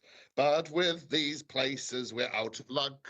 Struggling from Courtney Place or Willa Street to Te Matapihi. So can we please get this thing sorted out so we can get there on the bus? Kia ora.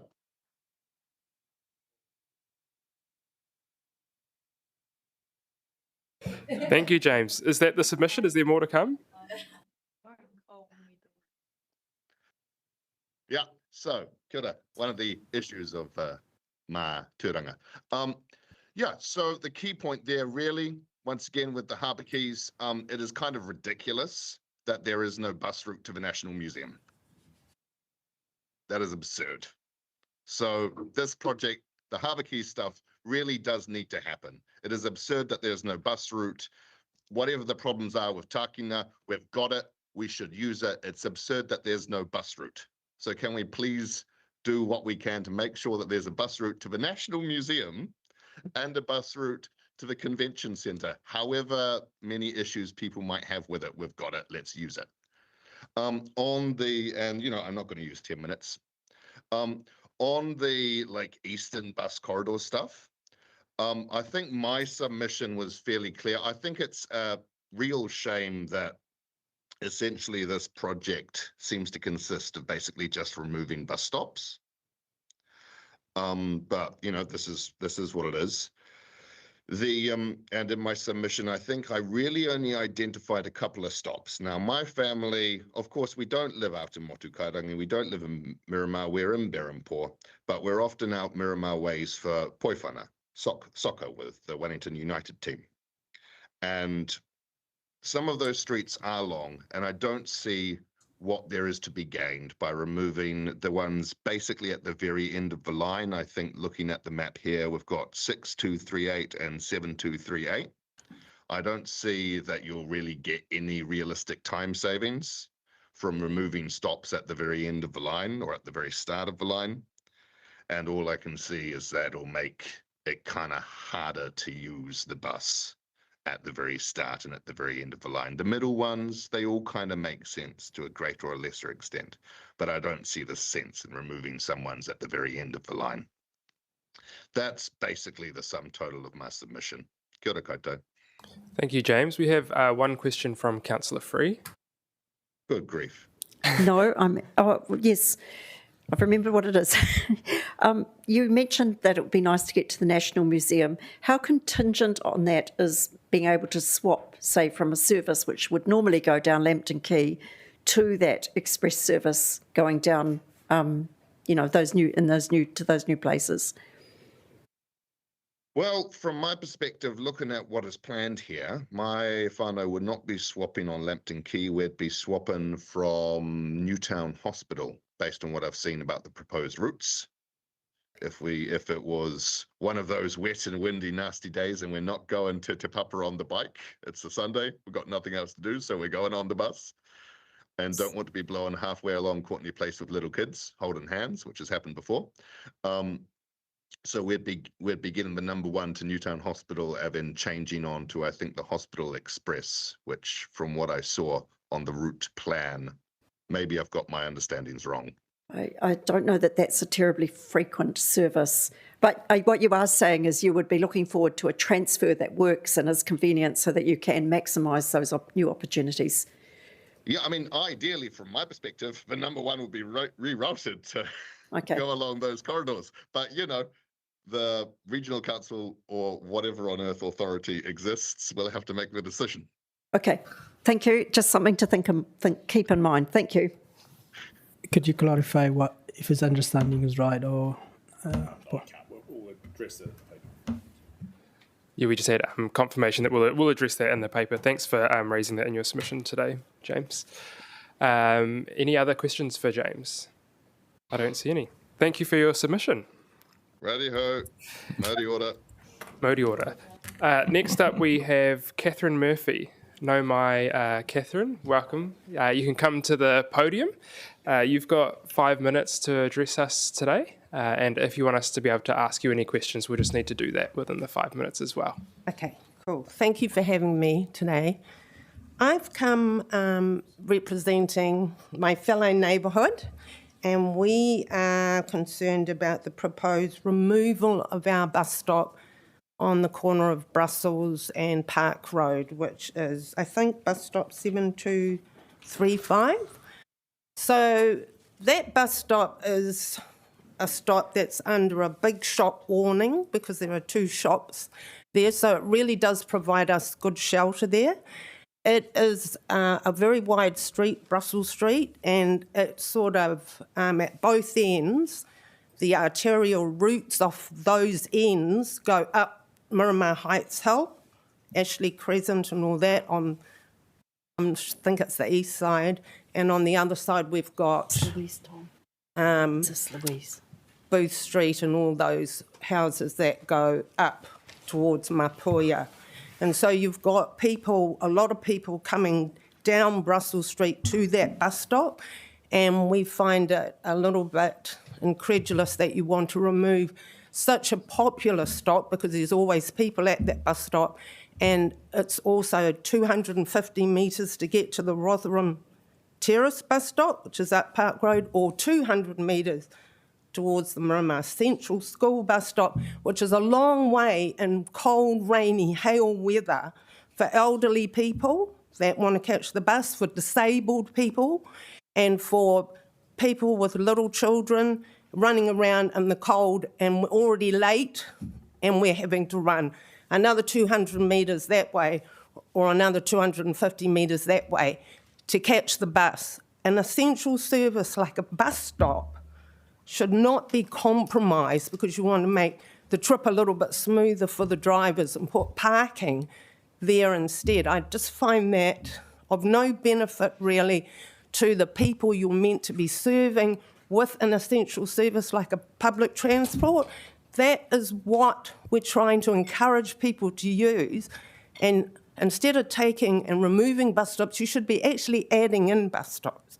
And as a matter of fact, at that particular bus stop, which is, like I say, very popular, we would appreciate an electronic sign there because sometimes the buses are cancelled and we have no idea because the app's not working. And we're not sure if the bus is actually coming or not because the GPS isn't working on the buses. So on behalf of all these people that I catch the bus with, I put this submission in. And also the other thing about that particular stop is that being so popular because it's such a visible bus stop and lots of people go there to catch their buses, like I say, from the both ends of Brussels Street, from the other arterial routes that branch off it. You find a community spirit at that particular bus stop more than any other one because, you know, people gather there catching different buses to their, Newtown and stuff like that. And we all get together and actually it really does provide a community spirit as well as an essential service. So we are very, very disappointed that you actually want to remove that particular stop on our bus route. So there we go. That's my submission. I have written a submission, but I just wanted to elaborate a little bit with the oral. That's helpful. Thank you. Yeah, we've got a copy of that written submission. Yeah. We do have a couple of questions. The first one from Councillor Osborne. Sure. Kia ora, Catherine. Hello. Thanks for the submission. I take that bus route regularly, and I know that there are a lot of people that wait at that bus stop that you're talking about. And I think it's the bus stop afterwards by the school that, to be honest, is not very well used. Yeah. I don't know if you would agree with me. And I'm wondering if maybe a compromise, instead of having 3 stops along Park Road, which does seem maybe 1 stop too many, if we could move the stop to the other side of Brussels Road. I mean, bearing in mind we would still need shelter and things like that, and perhaps remove the one from the school. I can see why you would want to do that, but then you're not creating that big, because as you know, with the two shops there, it does have a big shop awning that runs right across both of them. So it is really good shelter for when there's lots of people waiting for the bus. And I'm just wondering, even if you put a bus shelter at that other side of Brussels, if it would actually be enough shelter for the people that might want to be catching the bus, because it would have to be huge shelter. Do you know what I mean? Because you've got school kids, you've got people with little kids, you've got people with guide dogs, you've got people in wheelchairs, the elderly, and all that sort of thing. So, I mean, it is nice to have that big shop awning that's already conveniently there and you don't have to build it, if you see what I mean. Yeah. We also had a question from Councillor Chung. Hi. Yep. Hi. Thanks for coming in. Yes, Just okay. very quickly, I'm just looking at the distances that you were stating. Yeah. So there's 250 metres to one bus For stop. the Rotherham Terrace one. And 200 metres to the other one, is that so? For the Miramar Central Okay, one. so that would be 450 metres. That seems to be a huge distance for the suburbs, and I'll defer to my Greater Wellington councillors to actually look at that distance. That's if you can't, if you're standing at the Brussels Street one. So we just measured on Google Maps this morning. It was 250 metres to the Rotherham one, and then it was 200 metres about to the Miramar Central one. So to take that Brussels Street one away, I just think that's just an essential one that I'm not sure why you would want to take that particular one, because like you say, the Miramar Central one's a bit obscure, and because you have to be so many metres from the school driveway, I think that's why it's even a bit further along from the school. But it's also a little bit more dangerous because you've got lots of school kids using that pedestrian crossing on Park Road as well. So, you know, to have a bus stop sort of just down from that's a bit congestive because it's a big intersection, Brussels and Park. So anyway, hopefully you'll keep our bus stop because we really like it. Thanks I've so been much. using it for a long, long time as well. So thank you very much for Thank you very much having for coming in me. today. Thank you. It's a pleasure. We've had one submitter who already submitted early, that was Chris Calvi-Freeman, and we've had a cancellation from Gabrielle Redmond, which means we're just awaiting the arrival of Bernard Guy Nuns for 11:50, so we'll just take a break until then.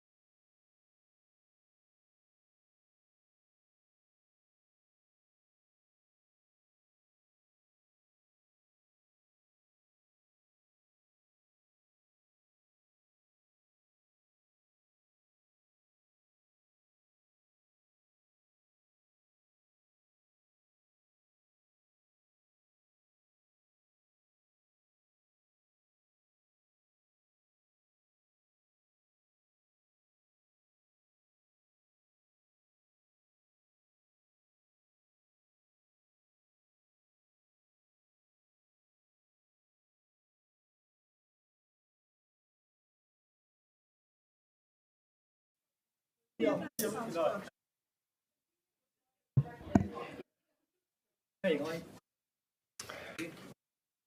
right, colleagues, we just wait for one more councillor to come back to the table.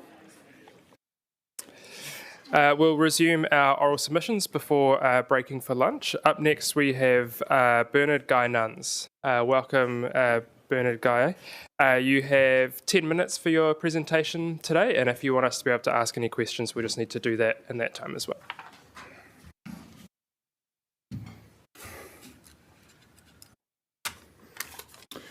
Good morning, and thank you for this opportunity to address you. I come in peace. I won't be taking the full 10 minutes because I only intend to speak about the Harbour Quays aspect today. Before I say anything else, I wish to acknowledge the presence of my mother here today, Bonnie Nuns. She's in her 94th year. And I am not exaggerating when I say to you people here today, she is absolutely the most civically minded person I have ever known, with a hand in all manner of business of the city, living well here and contributing marvellously. So thanks, Mum, for being here. I want to start first with a quote from the good book that goes, "Where there are no oxen, the manger is clean, but abundant crops come from the strength of the ox." Now, this might sound like a rather oblique sort of thing to bring in at this point. The point that I'm making here, for clarity's sake, is that when I look outside, I don't see a whole lot of congestion out there. And in a sense, I would like to see a whole lot more congestion out there, because that would mean to me that there's a whole lot more Congress and business out there. I am, in the first instance, against this proposition because I don't think it's needed. Now, this might come across as an anecdotal observation, but I'm looking out there now. I could fire a cannon out there and I wouldn't hit a soul. And putting in a bus lane at $10 million isn't going to change the fact that the people aren't out there to use it. I am dubious of any data that's suggesting that there are enough people to warrant this action. I also have come up with this very simple idea that for every $1 million our council spends, it's another $12.50 on the rating mortgage. So let's times that $12.50 by 10, and we've got $125, eh?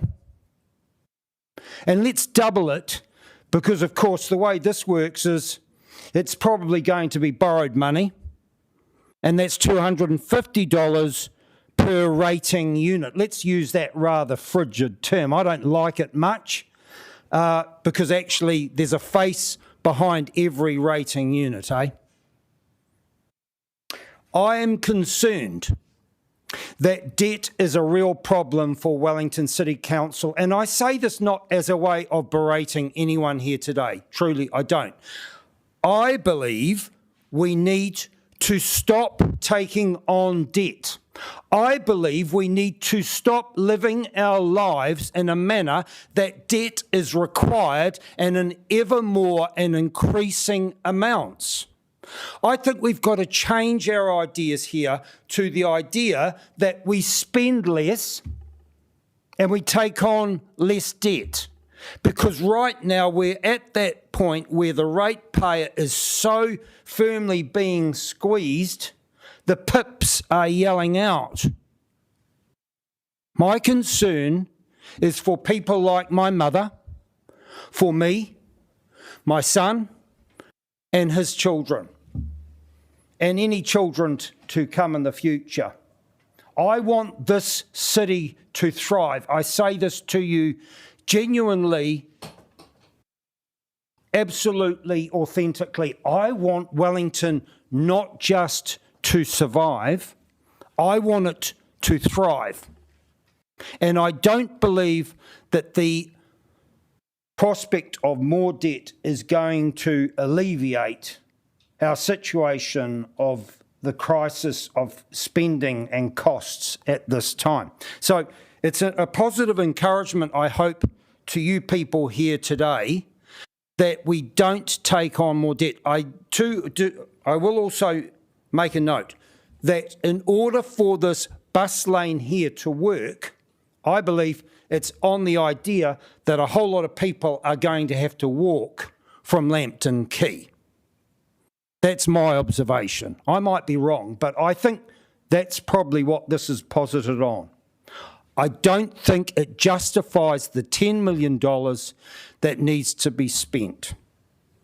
I'll just finish this with this last phrase, last saying from the good book also. Proverbs 14:1. The wise woman builds up her house, the foolish one tears it down. I'm going to expand that. The wise person builds up their house, the foolish one tears it down with lots and lots of debt. Thank you. Thank you, Mr. Nuns. Are there any questions from councillors? One from Councillor Chung. Thanks for coming, Guy. Do you think it would be a good idea for us to actually try this bus lane if there are enough people sort of wanting to go ahead with it? Do you think it would be a good idea to trial it, to maybe over a couple of weeks to see how it works and see how many people actually would go down and catch it from there, from Lambton Quay, or whether it creates congestion there? A reasonable question, and if it didn't involve any money at all, why not? Give it a go. With respect to actually the implementation full thereof, I would have a problem there. We don't know what pipes are under there. Are we going to strike a problem when we put in a new bus lane there and not have pipes coordinated with roadworks? That would be an issue that I would have. And just like I say, the general cost of it, Ray. Great, thank you. Thank you. It looks like we don't have any other questions. Thank you for coming in today. Councillors will now break for lunch. Our first public participant is at 5 minutes past 1, but it would be greatly appreciated if you could be back in the room at 1 o'clock.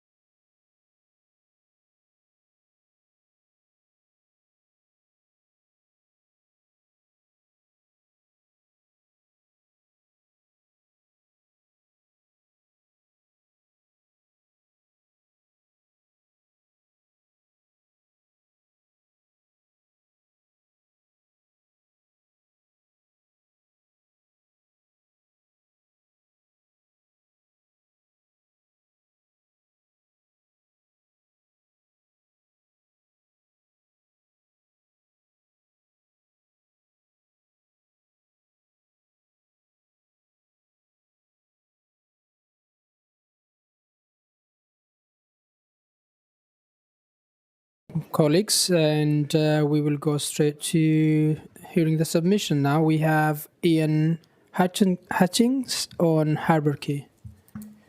Ian, are you?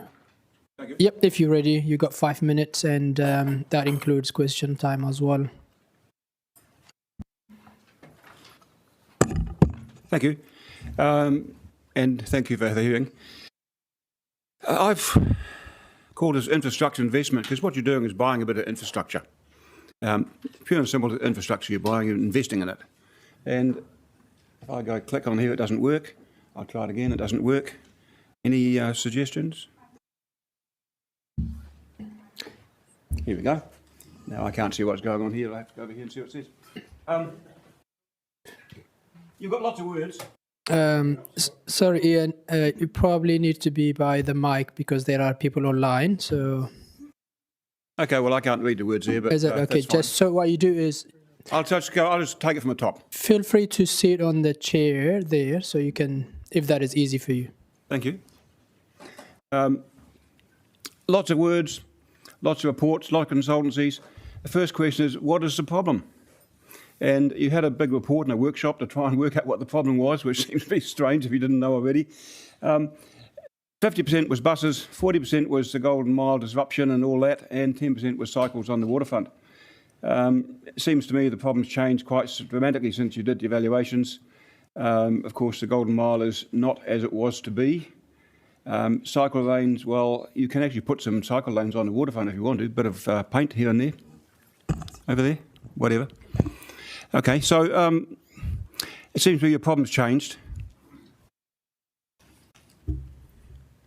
Here we are again.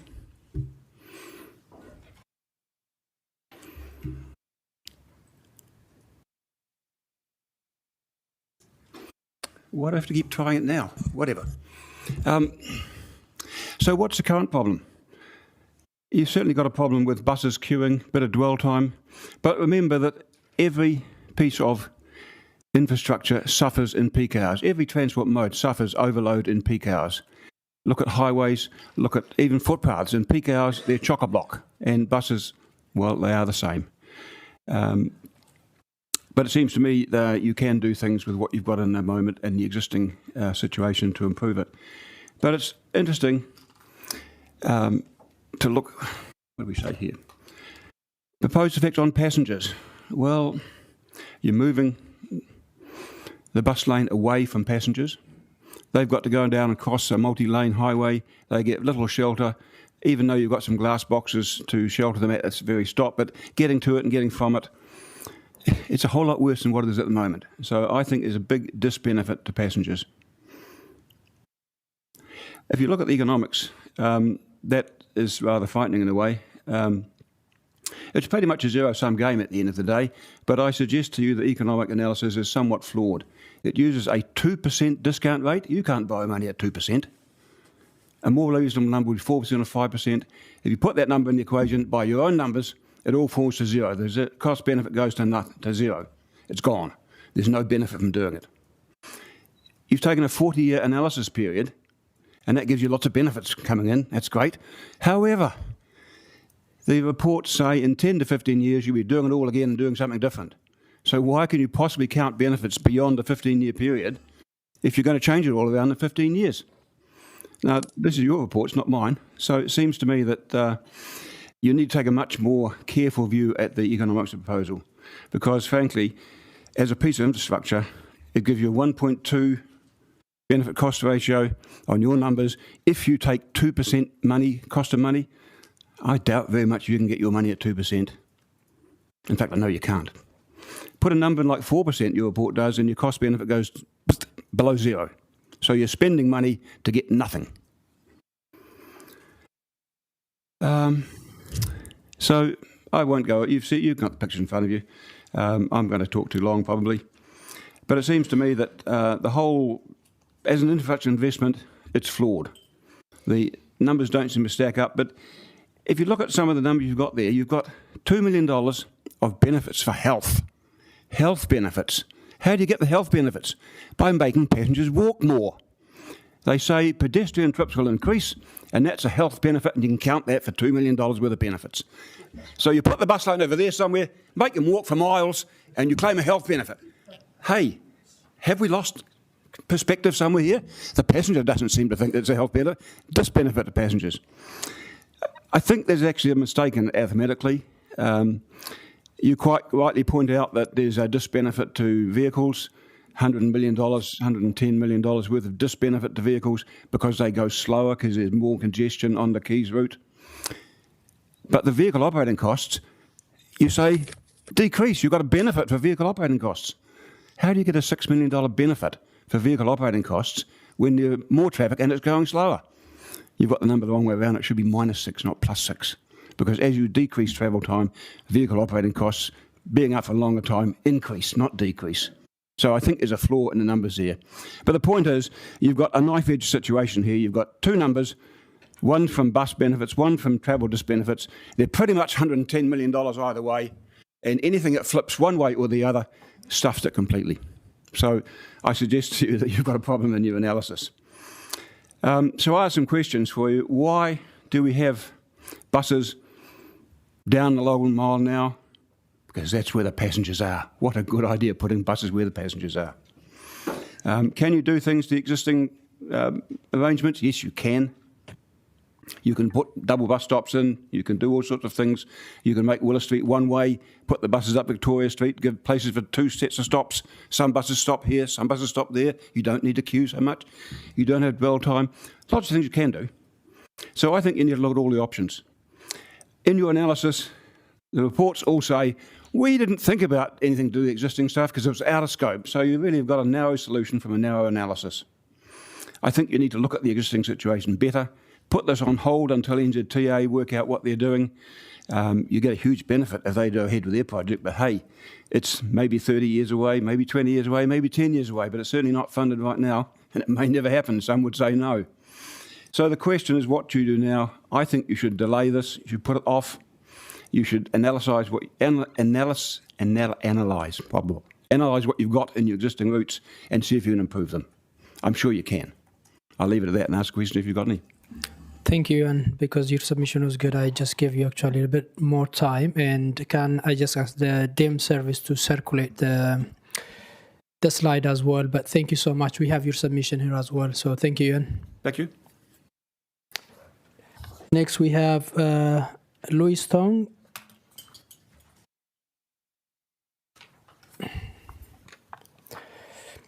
Kira Lewis, you got 5 minutes as well, so that includes question time if you want. Yeah, feel free to have a seat there if that makes it.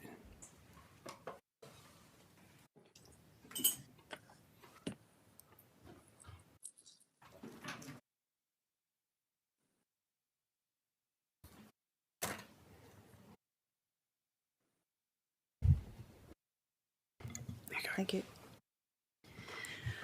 All right. Kia ora, councillors. Thank you for the opportunity to speak to you today. I want to begin by making one thing clear, that I support public transport in Wellington.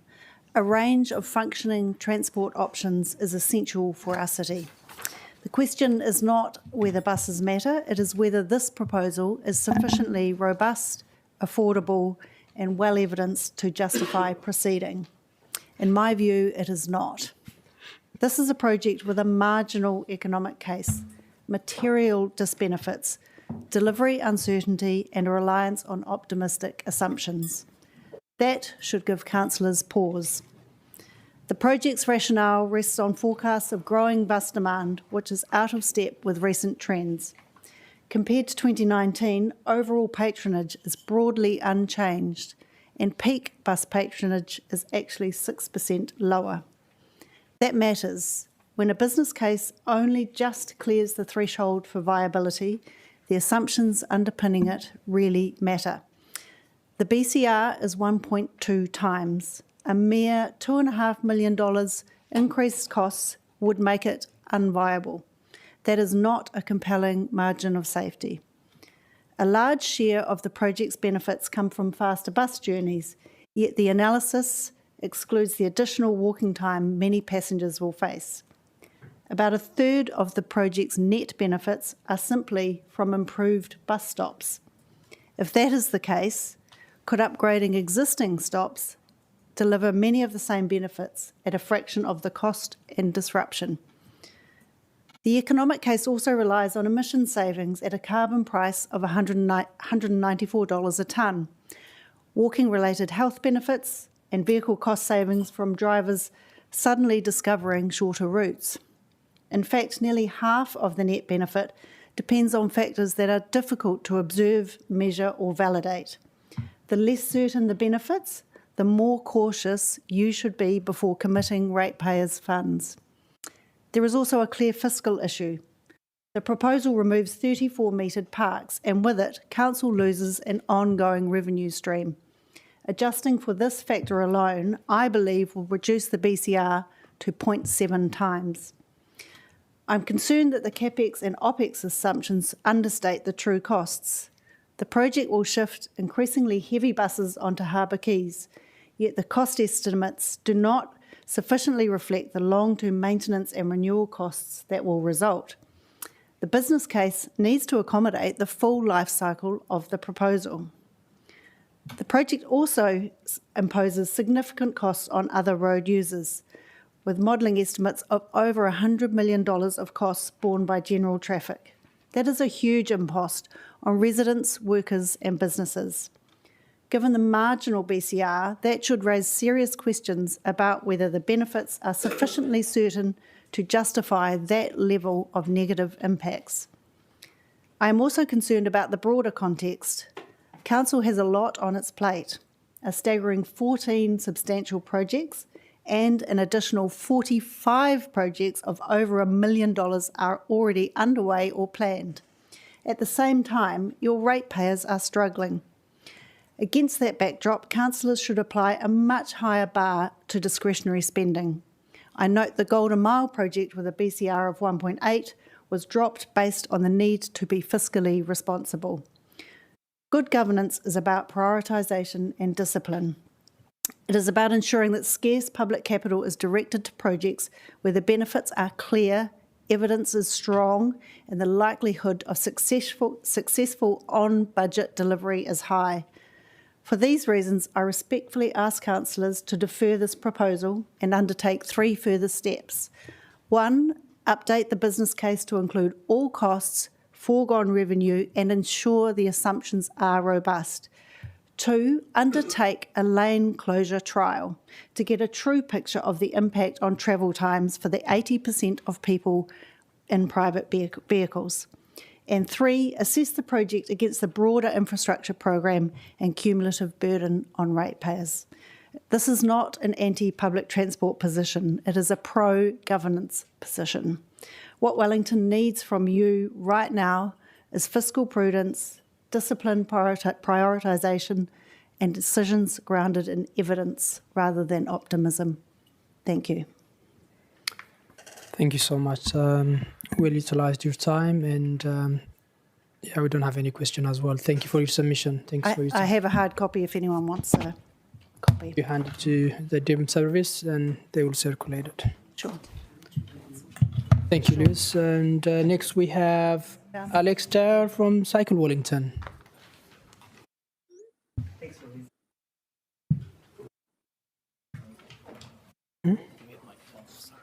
Oh, this we change it. Okay. Oh, Michael Miller next. Michael, are you there? Yeah.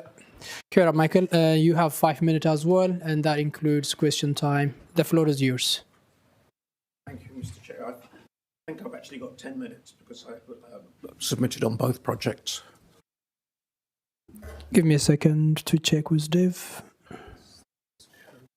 Yep, that's correct. And go ahead, Michael. Thank you for that. Kia ora, councillors, thank you for this opportunity, and apologies for my voice. I hope it lasts for 10 minutes. I'd like to start with just on a personal note that it's really sad not to have the benefit of Councillor Randall's laser focus on this project. R.I.P. Tony. First of all, looking at the Eastern Bus Corridor, what I say to that is go for it, but with a few caveats. One, don't base your decisions on stops on the number of passengers reported in the report, because it's based solely on boarding passengers, ignores alighting, and obviously both are important from a passenger point of view. And it also ignores passengers like me on a gold card who don't get recorded by the system.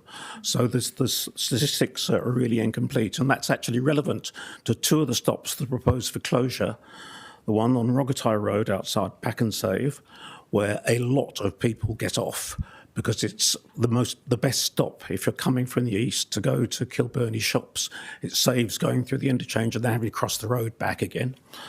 And the other one is at the Pyrie Street at the city end of the bus tunnel, where a lot of people get off there. A lot of school children get off there, and they're all unrecorded in your statistics. So please consider that when you're making your decisions. And also, one fact not mentioned is that the Pyrie Street bus stop is also a fare zone boundary. So if you're getting rid of the stop, you've got to think of what to do there. And there's a strong argument that the tunnel should be free for passengers who just have no other option to choose there. It would cost negligible revenue, I would have thought, be quite easy to do and look pretty good. The other thing I suggest you do is look at the intersections at Kilbirnie Crescent, Wellington Road and Hamilton Road, which is proposed to be under the two tunnels. State Highway 1 proposal supposed to be looked at, but whenever that happens, who knows? There's buses often get held up by traffic turning right from Kilbirnie Crescent into Wellington Road, and that should be looked at. And the other intersection is Hobart, Devonshire and Caledonia Street in Miramar, where buses have to give way to all traffic going the other directions, just change the priorities there.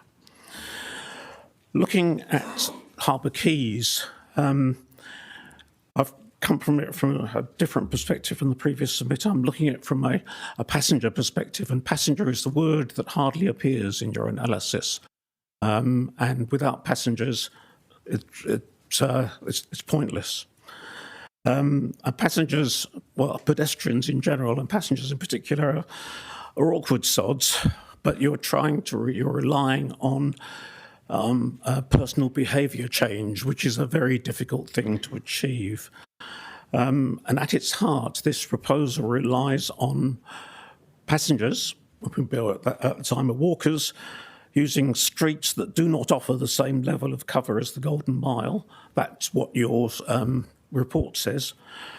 With an environment of poor pedestrian quality due to the vehicle-orientated 6-lane carriageway, lack of shelter and reduced activation. Once again, that's a direct quote from the report. And it seems to me that you're actually not doing very much to address those. So we're looking at a worse environment that's further away from where people want to go, and it's clear that people want to go to the Golden Mile because that's where the people are. You look at the footfall on Golden Mile streets and it's heavy. You look at the footfall along here and it's not. So why would a passenger choose to go to the waterfront when they can, when they're at the Golden Mile, waiting at a bus stop there? Well, it can't be proximity, because the bus stops are 5 to 10 minutes walk away. And one of the, I find it quite horrifying features of the new system, proposed system, is that if you're catching a bus from up to Glenmore Street, one of the peak hour buses, there's a 1.2 kilometre gap between bus stops, between the waterfront and the first stop on Tinakori Road. So that's essentially unserved, as part of the city centre that is proposed to be unserved by public transport. We need a stop at the Reserve Bank, whatever happens to this project. Secondly, it can't be convenient because the new stops, as your report says, are inconvenient. It can't be stop design because the stops along the Golden Mile are generally pretty good, except for sheltered seating, where I'm afraid that the WCC is guilty there of the Kirks bus stop, where you remove the sheltered seating without any notice. Please put that back, whatever you do with this project. It can't be the destination served, because nearly every destination will be served under the proposal by both the Golden Mile route and a Harbour Quays route. It can't be frequency, because the frequencies will effectively be halved approximately for individual stops that serve both places. It can't be safety, because it requires people crossing a 6-lane highway, where I have to say that the City Council has a rather strange attitude. Under the City to Sea Bridge proposal, the consider gave long, hard thought about the earthquake effects and absolutely zero to the road safety effects of forcing people to cross the road at street level rather than on a bridge. Amazing. And now doing the same, except it's probably worse. You're going for a bus. You have to wait for 2 minutes at the crossings, and there aren't crossings at every intersection, so you have to choose where you cross. And 2 minutes is a long time, particularly if you see your bus coming. What are you going to do? Are you going to wait that and then we'll go for the next one, or are you going to run the risk? I suspect people will run the risk. And it can't be overall travel time, because yes, buses are proposed to be faster along the waterfront, but you've got a 5 to 10 minute walk to get there. So overall travel time is not reduced. So who will actually choose to use these stops? Well, they're people at the very ends of the routes who have route buses that use this route only, but that's not many places. That's Breaker Bay, that's Scorching Bay, that's the far north of Miramar, and that's the coast between Island Bay and Houghton Bay. And that's just about it. Some of the Crawley suburbs, you can still, not with direct buses, you can still get it changing. So that's not many. And then also the other people use it, people who want to be near the quays, but that's not, you don't need mass transit for that, because the number of people aren't there. So we need carrots, not sticks. Need better walking routes, better crossing of the quays, and without that, this proposal stands the risk of being the party that you hold that no one comes to. At the risk of being accused of hyperbole, there's the possibility of a bus catastrophe number 2. We don't want that. Thank you very much. And on that, over to you, councillors, and I'm happy to answer any questions. Thank you, Michael. And we have Councillor Osborne. Thanks for your submission, Michael. You make some really good points about making sure that we take into account the passenger experience when we make these, if we make these changes. I had a question specifically around the Pyrie Street bus stop that you mentioned. I also take that bus quite often, and you're right, lots of students get off going to Wellington East or Wellington College. It is, you've probably experienced it yourself, you quite often come out of that bus stop, someone stops there, all of a sudden there's 5 or 6 buses and it becomes a massive jam, and it can be quite difficult to manage with two quite narrow lanes, 2 lanes of parking. I'm wondering if you've got any suggestions about how we could change the street to make it work better but still keep that stop. Well, about 5 or 6 years ago, before I think you were involved in the City Council, the City Council did pass a traffic resolution to improve that bus stop, to have a curb build out and to tighten up the parking around it. So there is a solution actually on record for addressing the bus stop there. But I do agree, it is a really awkward place. No solution is going to be an easy solution, but you need to have all the facts at your fingertips before you take the decision. Councillor Free. Thank you. And I guess the gist of what you're saying is we could do a lot more before we actually embarked on a big project like this. I'm quite interested in your idea about the bus tunnel should be free for passengers. Could you elaborate a little bit more on that? Yeah, it's an obstacle. It's a significant obstacle to people going between Hataitai and the city. And the only other way you can walk is to either go around all the way around through the traffic tunnel, which is less than pleasant experience, or all the way across the hill, which is pleasant but a long way further. And if coded snapper cards so that they are boarding at the Hataitai end and alighting at the Pyrie Street stop were treated as a zero fare, which I wouldn't have thought was impossible. It might be difficult pending Motu move, because snapper it's on its last legs, as we know. But I think it's certainly something that it should be borne in mind. Thank you for that. Well, thank you so much, Michael. And next we have Alex Dyer from Cycle Wellington. Councillor, do you mind if I just come through and check with Democracy Services? I know Alex is next. Just what copy of my presentation they've got loaded up? They will come into just one of them. They will come to you, Paul. Thank you. Sorry to interrupt. Yep. You go, Alex. Kia ora koutou, everyone. Alex Dye here on behalf of Cycle Wellington. Look, I won't take up too much of your time. This is about public transport. We do, of course, support investing in public transport improvements for the city. Anything that helps people make more sustainable, healthier and more affordable ways of getting around is a great thing to see. I just wanted to reflect a little bit on why that's really important. A lot of Wellingtonians don't drive or choose not to. We have loads of kids of all ages that need to get around. We do everybody a disservice if we make it harder for them. It's harder for adults, it's harder for parents and caregivers, as well as the kids themselves. A lot of elderly people can't drive into their older age. And of course, people on really low incomes find it difficult to get in cars driving, as I think everybody has been made aware of, is very expensive and only getting more expensive. Our city is less resilient if many people have fewer options to get around, and we cannot afford the astronomical costs of ongoing car dependency. Even our national government is, fingers crossed, catching on to how unaffordable building new space for cars really is.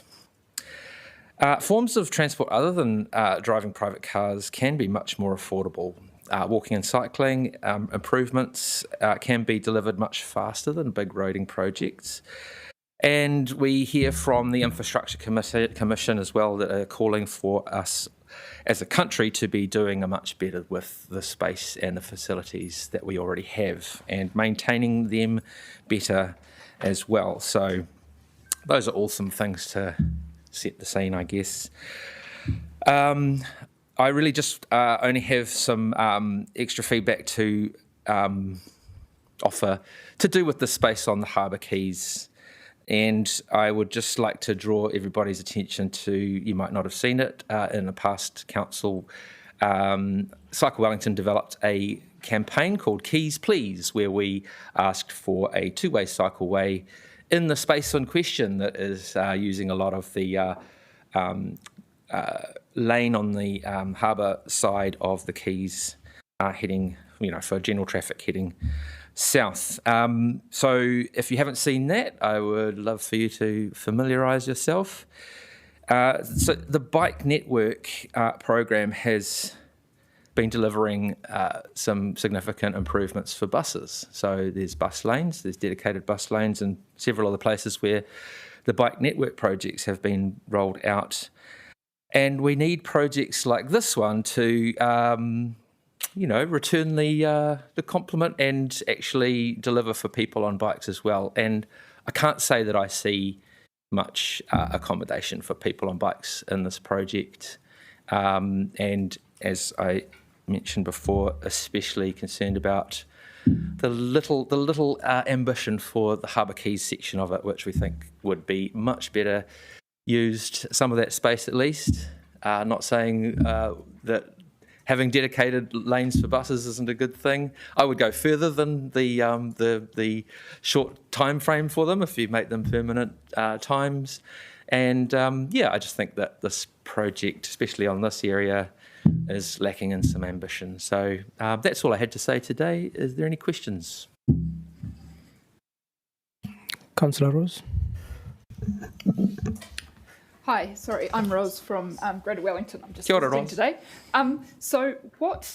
So specifically you said you want the keys to be more ambitious, and you talked about needing to return the favour for cyclists in terms of what the bus infrastructure could do. What specifically did you have in mind? Do you have in mind bus lanes and cycle lanes? Or tell me. So if you'll be interested to read the Keys Please proposal on our website, which is at cyclewellington.org.nz/keys_please. And that is calling for a two-way cycleway on the very far lane where the southbound bus lane is proposed for in this project. So it's kind of competing for exactly the same space. The theory there that we explain in our campaign is that we think that making better use of our corridor for movement for people on bikes is a much more appropriate way of making a great connection for people on bikes north and south to the east, instead of compromising the space of our waterfront. So that's what we're suggesting, basically. Sorry, I may be being a little bit dim, but so your ideal is to go for the two-way cycleway rather than the bus lane. Is there any way that you're Not instead of. Not instead of. Nope. Okay. There's 6 lanes of traffic to work with, so let's make better use of that space. We find good space for buses. We find good spaces for people walking, which we have in spades with the waterfront, but we can protect that by finding space for people to make faster journeys by bike on the Harbour Quays, and make space for buses to make faster journeys, I'm sure, as well. I think there's been a lot of modelling done on this and other projects, so I'm not the expert on that, but 6 lanes of traffic, surely we can do better. Any other questions? Councillor Young. Councillor Chang. Thanks very much for coming in, Alex. You're talking about getting a 2-lane cycle lane along the quays there. How would you, or what compelling reason could you actually give for people not to ride on the waterfront and to ride on the road? Wouldn't that be less salubrious coming out onto the road rather than on the waterfront? So we've had years, I think, of efforts and collaboration trying to collaborate on making cycling on the waterfront slow down to the appropriate speed for people walking and so on. The choice as I see it is to either find dedicated space for people on bikes to ride at the speed that they need to on the waterfront, which is taking away space from people and pedestrians, or to find that space from the traffic area and make that an appealing and a comfortable and a safe route for people on bikes to take. Will attract those that want to go faster, and we don't need to then do anything to the waterfront. People can still access it in slow speeds, and then the argument to keep slow is much clearer because there is space to go fast. The current Harbour Quays as a space for cycling is quite treacherous, and of course nobody is really attracted to ride their bikes amongst 6 lanes of heavy traffic. Great, thank you very much. Councillor Foon.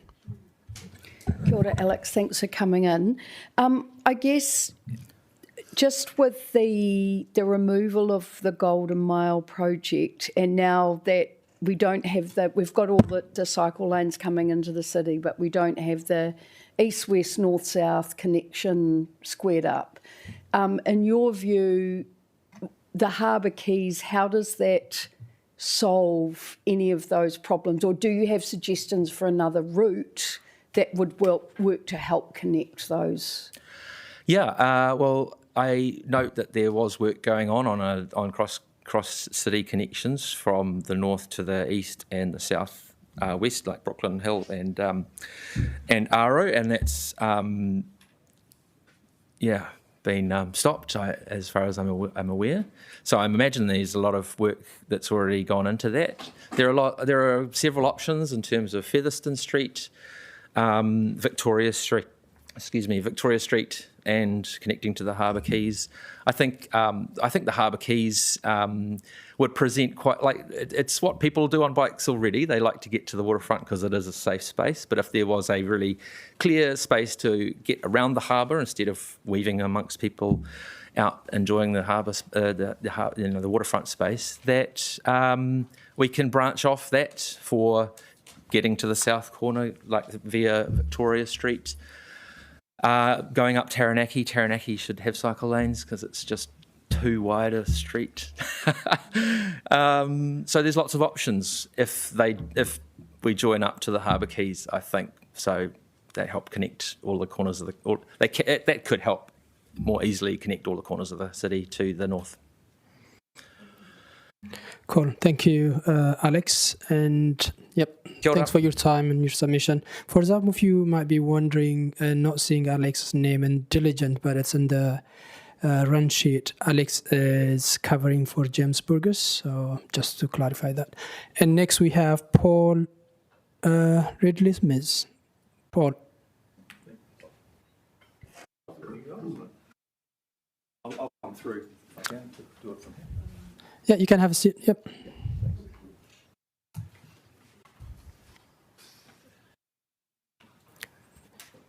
So you presenting as Oriental Bay Resident Association. You have 10 minutes, Paul. Sure. Look, Councillor, would you mind just before you put the clock on, just let me make a statement about something else, just 1 minute? Look, Do that in the minute, maybe later on I'll excuse that. Yeah. Look, I just want to thank the council, the mayor, the deputy mayor, councillors Chung, Colvert, for the wonderful service that the council put on for Tony on Saturday. It's a serious, real credit to the council and to get a little emotional now, as you can see. Just well done, and I think the family is hugely, hugely thankful for what the city did in memory of Tony. And if I can just bring a little more levity to it, Comrade Rewati, your post, delightful. I just thought it, on a sad day, I just thought it really hit the mark, and it certainly made me smile, and I'm sure it made Tony smile as well, so thank you. So there, hope you don't mind if I took a minute of your time on that, but I think it's good to celebrate some good things, and I think the city really stood up on Saturday. All right, and thank you, Ray. You were great on Saturday, and so was Councillor Colvert. I can't see here at the moment, and McNulty. So I'm Paul Ridley-Smith. I'm presenting on behalf of Oriental Bay Residents Association and myself. My transport background is that I was heavily involved in the purchase of New Zealand Bus many years ago. The mayor, when he was a union advocate, picketed outside our offices from time to time on respective New Zealand Bus. He might remember that. And I was also a director of Mana Coach Services for a number of years, and I was also the founding chair of Snapper. So me and another guy, Charlie Monheim, we set up this business, and we took it right through creation and created what I think was a wonderful public transport asset. So I'm entirely in favour of public transport. But this proposal is deeply, deeply flawed. You've seen, if I can just get this thing to move, how come it's not, the slides aren't going? Can someone help me with the slides? Could you just bring the slide up to the next one, which is the cost-benefit analysis, please, from the Democracy Services? Just a second, should be in. We got a bit of technical issues. Can we stop the clock while we try and fix this? I will be flexible on that. Yeah, don't. So there it is. So you've heard a lot of people talk about how the cost-benefit ratio fails. Here are the numbers, right? These are your numbers, and you can see the 1.2 there. 1.2 is broadly a fail. If the council is spending $13 million on any project that only has a 1.2, then you need to be thinking about your spending priorities, because it simply doesn't produce enough benefits versus the costs. But as you've also heard, if we can go to the next slide, please, that analysis is flawed. And here's thanks to Tony Randall, Councillor Randall. You have ignored the pedestrian, the walking to and fro. You have ignored the time. And when Tony redid the numbers in your model, the cost-benefit analysis falls to negative 2.4. So not only did it start in a bad place, it now ends in a really bad place. This project on the numbers is a fail. It should not happen. Then also in the assumptions, if we can go to the next slide, please, or the next one after that. These are the bus traffic predictions that underlie the model. So in the model produced by Greater Wellington, there's an expectation that bus patronage is raising 5%, 4.7%, 3.5%. That's in the model to give the 1.2. Now let's go to the next slide, please. Here is the actual numbers, not the predictions, and the numbers are zero. Patronage is flat. And it's not really especially surprising that patronage is flat because population growth is flat. And that the patronage numbers that you were, or that Greater Wellington were applying, is assuming significant population growth in Wellington, which isn't happening. So what you've got to do with this model is add in the pedestrian time, add in the dwell time, reforecast the passenger growth numbers off real numbers, not what you wish, and as previous speakers have said, apply a proper discount rate. The negative 2.4 will get worse again. It's been poorly done and poorly modelled. And if you are prepared to make a decision based on facts and on numbers and analysis, you will not approve this project. But then there's the second half of the equation, and if we can go to the next slide, please. Again, on your own analysis, this is what WSP said about the congestion effects that will happen when you reduce 3 lanes to 2. There will be a significant reduction in capacity. Let's Get Wellington Moving modelling suggested that 20 to 30% reduction in vehicle demand on those roads is required to avoid severe congestion. 20 to 30% decline in vehicular traffic to stop a very adverse congestion outcome. So how have you, if you go to the next slide, please, also your own reports. You need a compelling why story. You need metrics to support change that will be bulletproof. So far, it's a fail. There's a risk that the project, including a reduction of capacity, attracts strong public backlash, particularly in the context of rising rates. So how have you modelled away from what WSP said, i.e. the 20-30% reduction in traffic? Well, you've just waved, the officers have just waved a wand like Aladdin and assumed, if we can go to the next slide, that 2,300 trips a day on this road will just disappear and sort of percolate around the city, including to State Highway 1. Well, that's a nonsense. It's already absolutely chocker. There's no chance you can put more vehicles onto that. Featherston Street is not an alternative to the Quays. It ends in a one-way street at Victoria. So what I then did was say, and then they said, even getting rid of the 2,300 vehicles, which you can't do, it's a false premise, it will cause an average 80-second delay in transport time. So what I did with the help of ChatGPT and a little bit of AI, it's really easy these days, by the way, you should give it a go, is modelled up this traffic here and said, let's not magic away the 2,300 vehicles. Let's not just pretend they're going to disappear.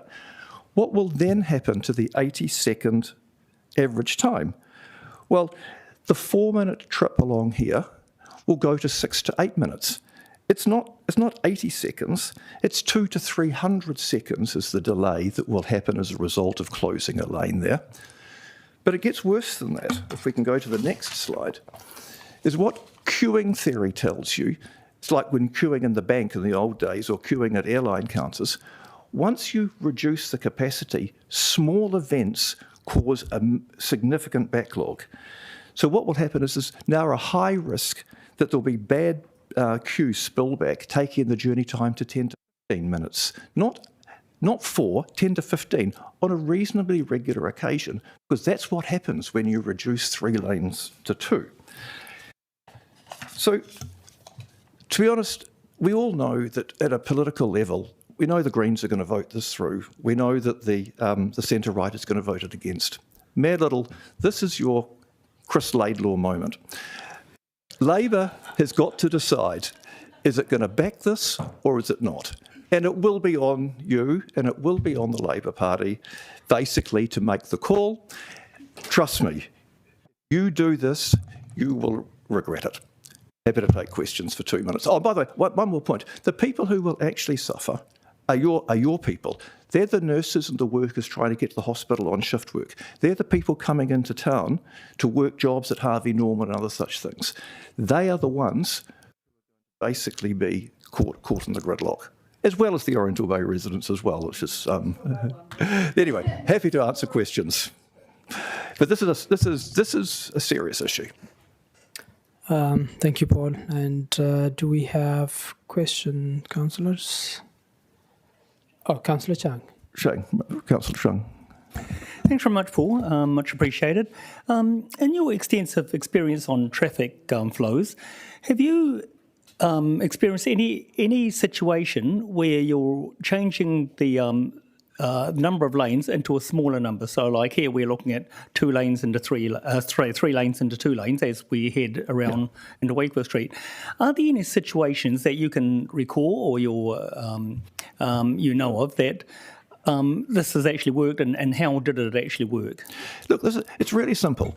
These are just algorithms, right? If you reduce capacity by a third and the roads are already at more than 75% capacity, it just doesn't fit. That's why the modelers had to take out 2,300 cars a day.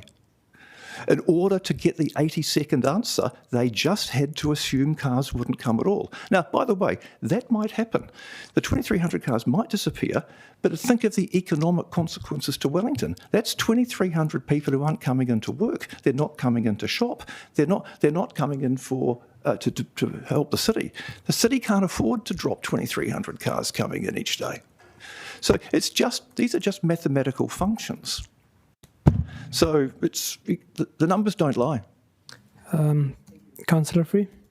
Yeah, just very quickly, I think a couple of people have pointed out 2% might not be a realistic discount rate. Do you have any view right now what would be a more realistic number?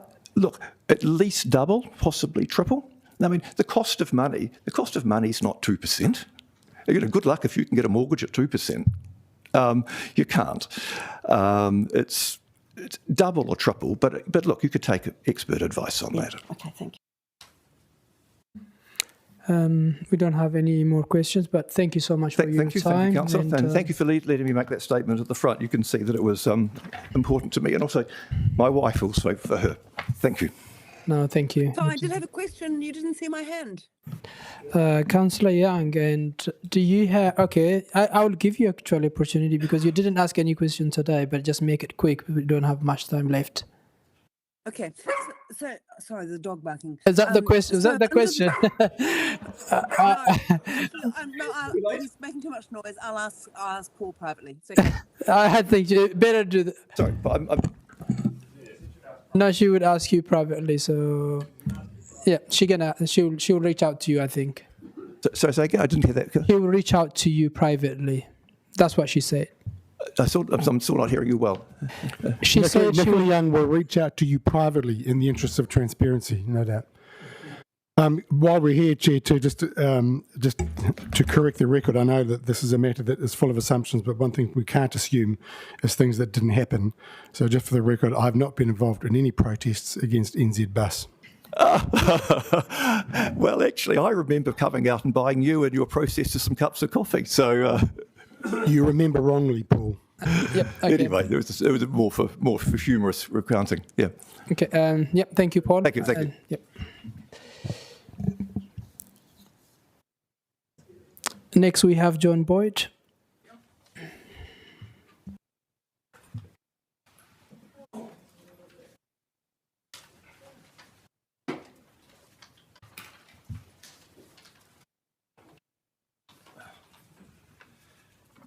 Thank you for giving me 5 minutes. I much appreciate that. My name is John Boyd. I live in Crofton Downs. public transport quite a bit when I can. So my main emphasis is really on the public bit of the transport, and particularly being a little bit disabled, accessibility in terms of where the bus stops and so on are.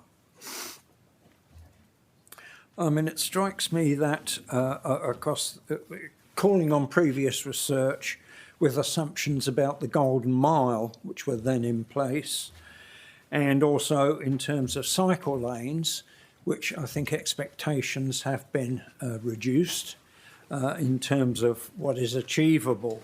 So some of the informative work on this proposal is based on, if you like, historic documents. I know some of that's inevitable, but really we need to consider the current situation. As I said, public is the important thing, and for me, accessibility is important. And when we look at the current bus routes along Lambton Quay, they're serving medical and dental practices, as well as retail, as well as a large amount of Wellington's office accommodation. So shifting stuff to Harbour Quays, albeit just the X routes, is quite a major move, particularly in terms of accessibility. So, for example, if I'm on Lambton Quay and I want to access a stop down here somewhere, I have to cross Featherstone Street, which is very busy, and I also have to get to the other side, cross this busy trunk route along the front here, along the quays. So that is a step backwards for me in terms of access.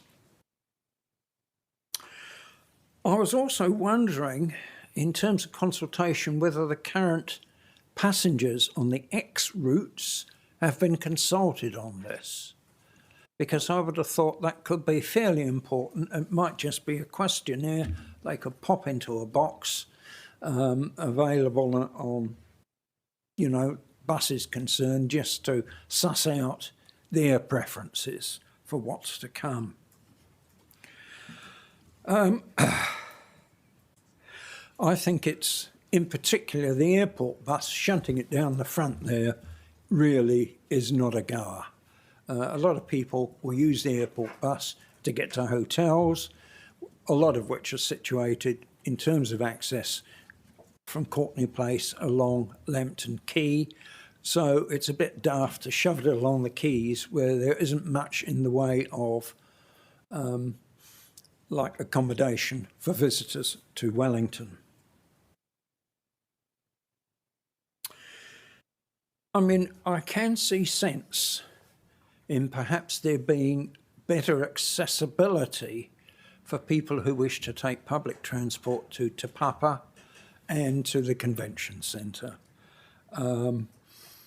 Because at the moment, yes, they're tied really mainly to the Lambton Quay corridor. And there may be some sense in relocating the 24 bus, which goes around Oriental Bay anyway, and running that along to increase accessibility for the convention centre and Te Papa. So my main thing really is about accessibility for people, especially people who are not so mobile as others in the community are. But I want to thank the officials who've done the work on this. I know a lot of it was put out to consultants and predates the change in local government here in Wellington. But I know you have to work really hard to do this stuff. So thank you very much for those who contributed. Thank you.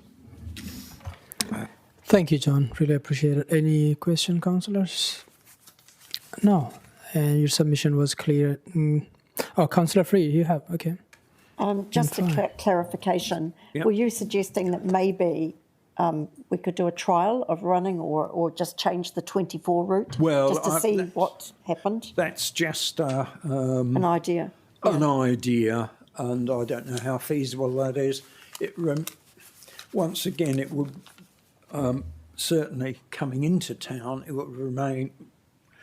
would lead to the removal of several car parks for the new bus stops. for the bus stop. And the other side of the road is not so bad because there's already places where the bus could stop outside Te Papa and also opposite the bridge down here. Okay, thank you. Yep. Interesting thought. Thank you. Thank you, John. Okay. Appreciate your time. Thank you. Next, we have Jonathan Marwick.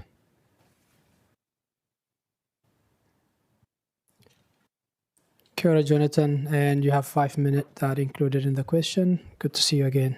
Yeah, good to see you again as well. Good afternoon, Mayor and Councillors. Today I'm here to express my support for the Harbour Quays bus lanes. I think the vast majority of Wellingtons want their public transport to be better, more reliable, safer and faster, especially compared with, shall I start again? Okay. You're good. Yeah, I think most Wellingtonians want their public transport to be better and faster, especially when they have the option of taking a car. While this project is a big downgrade from light rail, I'd like to thank you both, Wellington City and Greater Wellington, for making the first step and installing the bus lanes. The bus lanes are the bread and butter, they're the basic infrastructure for public transport. So I think it's really the absolute bare minimum you can do, especially if it's only peak hour. Yeah, and I think there's plenty of studies that have shown, and I think Let's Get Wellington Moving have done a lot of research on this as well, that bus lanes and light rail lanes actually increase the capacity of any given traffic lane. So the Harbour Quays will be able to move more people with fewer vehicles, as has been said many times. Just a quick note on the which bus routes go on the Harbour Quays. I'd like to express my support for the number 4 to be redirected onto the quays, because it already goes up the terrace, so people wanting to go to Lambton Quay don't have too far to walk in any case. Yeah, and that's all I had to say. Thanks for. Thank you for your submission. That was clear and sound. Any question? Councillor Chang. Thanks very much for that. I'm a little bit confused about, you're saying that you think the number 4 should come along Harbour Quays. Yes. And so why is that? But the number 4 actually runs up through Kilburn. So where would you actually have the number 4 coming along the Harbour Quays? So it goes from Strathmore to... So do you think it should actually...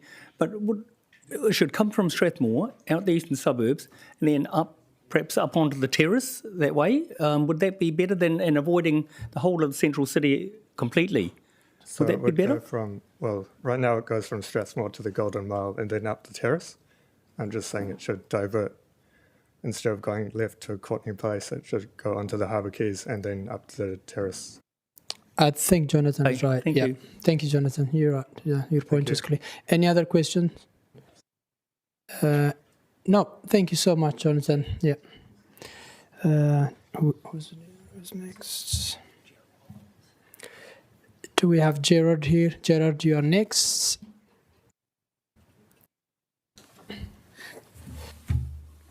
Just start.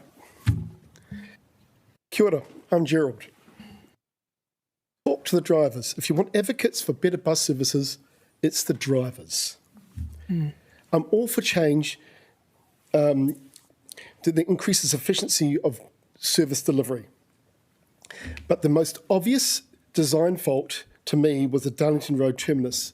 It had two bus stops over 5 driveways. The fix is very simple. Move the outbound stop north by about 5 metres. This will be the 31 people waiting this morning in any case. Move the inbound stop north so it's not over driveways. It also puts you in a better spot to make the turn. Make the whole left-hand side of the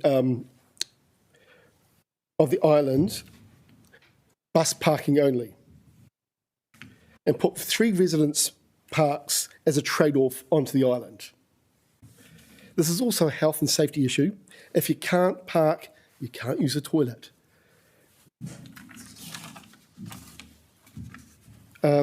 Custom House Quay and Jervois Quay. Without traffic lights, cars merging are going to block the lane. They're just going to pull out in front of us and stay there.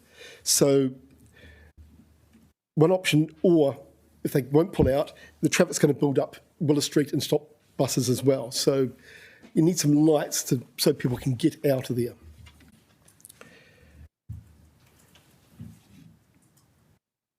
Right. Now, there is no bus stop at Whitmore and Lambton Quay. This is a very busy bus stop. With bus priority lights, you could make the right-hand turn from the left-hand lane. At the same time, buses could turn left from Lambton into Whitmore, and traffic could also turn from Bowen to Lambton at the same time. So it's not stopping flow, but you need to be in the left lane of your bus. It's possibly a good idea to have the express buses tripping on in Thorndon Quay bus park, because this is where we're hiding in any case. Not all, but some. This would increase the service delivery coverage and reduce the pressure on the rail bus park. Any questions? I'm sure there will be some questions, and councillors, I will be allowing as many questions as possible. It's hardly we get bus drivers doing submission. So we have Councillor Young and followed by Councillor James. Yeah. Councillor Young? No, sorry, it should have come off. I forgot to take it down. Sorry. Ah, okay. Councillor James. Oh, hello, Tom James from Regional Council here. Wonderful to have a driver come and submit and use your practical experience. I think it sounds like very sensible suggestions. I was wondering if you had any views about what other routes you think should come down the Harbour Quays if we were to go ahead. The 24, they used to run through there in any case, and there is no connection between, there's nothing stopping outside Te Papa. Right? People say, where's the bus to Te Papa? There isn't one. But keep it at the express buses, but maybe you don't actually have to have bus-only lanes. If you could actually get your stops off the road, you have the space if you want to use it. It'd be damn sight cheaper. And if it's not the run time, it's the stop time that builds up. So if the traffic's flying while we're stopping, and then we can pull out, and other buses can get past us at the same time. I'm digressing, but did that answer your question?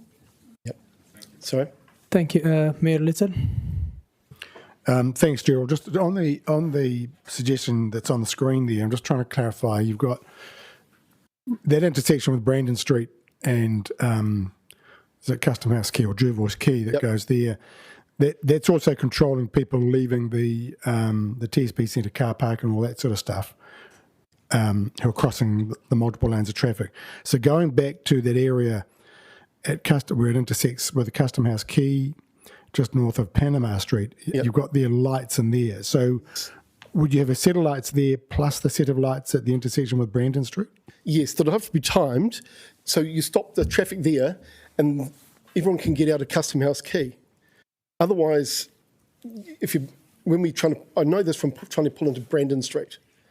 Under heavy traffic conditions, they're trying to merge and there's nothing stopping the traffic coming along the quays. Yeah, no, I get it, because also if you want a bus stop outside the that building there, I know it well because I worked in it.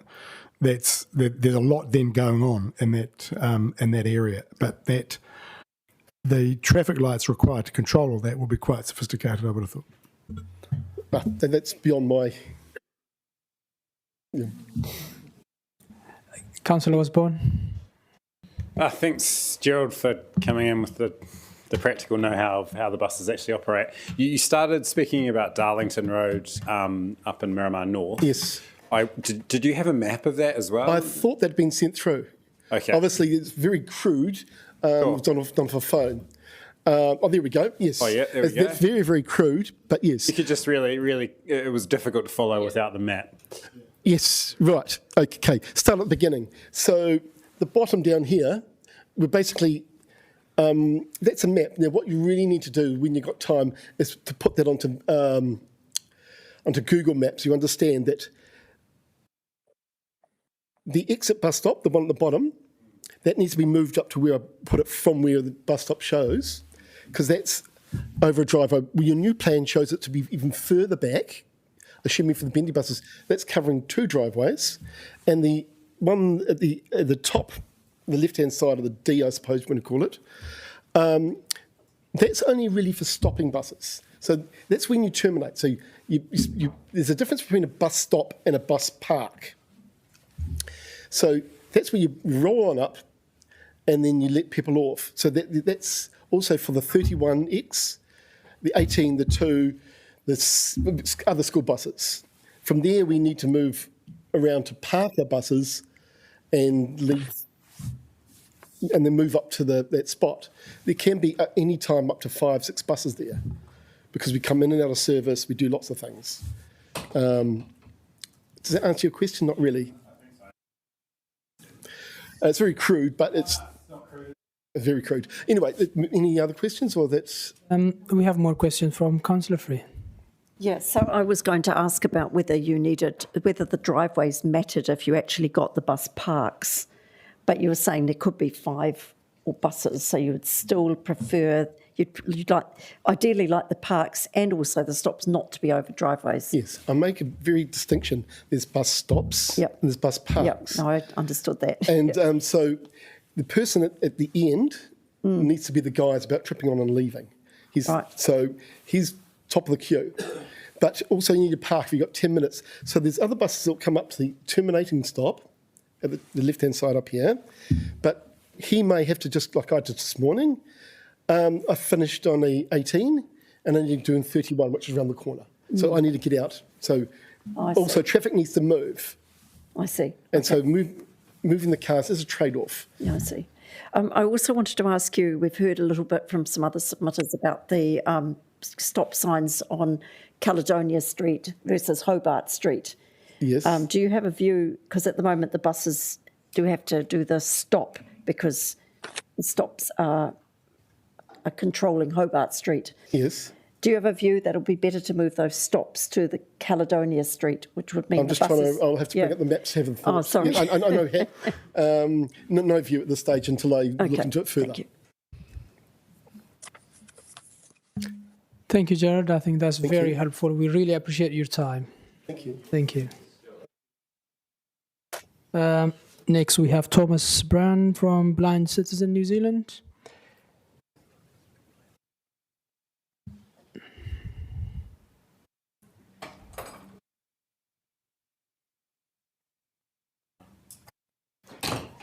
Kia ora, Thomas. Good to see you. And you have 10 minutes. Lovely. Thank you very much. And kia ora and greetings to the Mayor and you, Chair, and other councillors. I'd first like to take a moment, if you wouldn't mind, to pass respects and gratitude for the work of Councillor Tony Randall. Tony worked with Blind Citizens New Zealand Wellington branch on a number of issues over the years. If it wasn't for his help and other councillors, we would still have the plastic bus platforms, which were a total disaster, installed. Tony also helped other disabled people when their driveways were blocked with the poor design of cycle lanes in Kilburnie and Lyall Bay.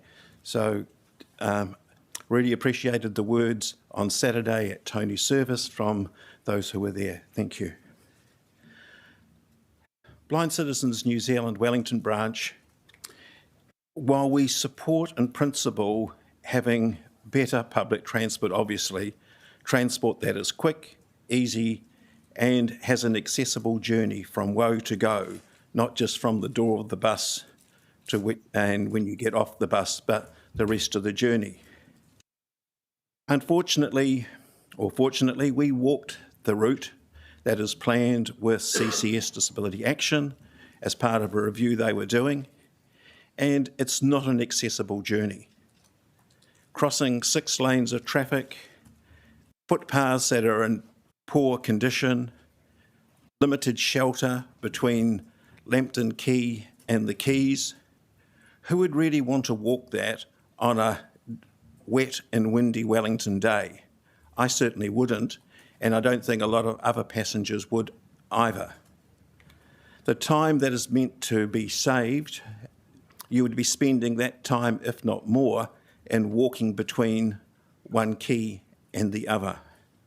We are sure there must be other ways to improve the speed of buses going through the city, such as introducing tagging on and off at all doors. Maybe changing how buses move up and down the Lambton Quay. While we see the need to improve the speed and the accuracy and timetables and getting people through, especially in peak hours, we don't see that this is possibly the right option.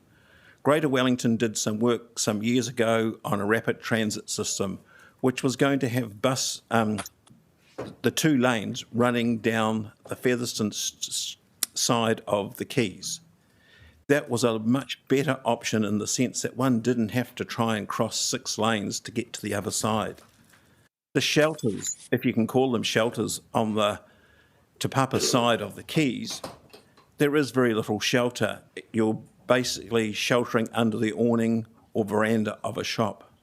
Lighting at night is pretty poor, and the wind and rain just comes straight through there. It's not a great experience. So we would ask that council look at other options beforehand. When we had a meeting, I was part of the Public Transport Advisory Group with Greater Wellington. We were told that we would start with some services and over time this would increase.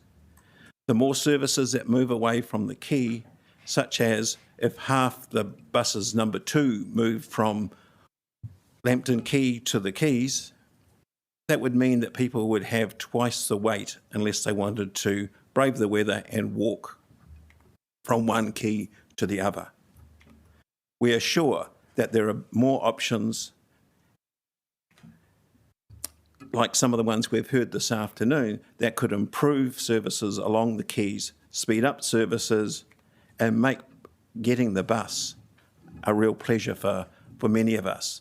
It's not much fun standing at a bus stop and buses go straight by because they can't see you. It's not much fun standing at a bus stop and there's poor light and the driver doesn't see you.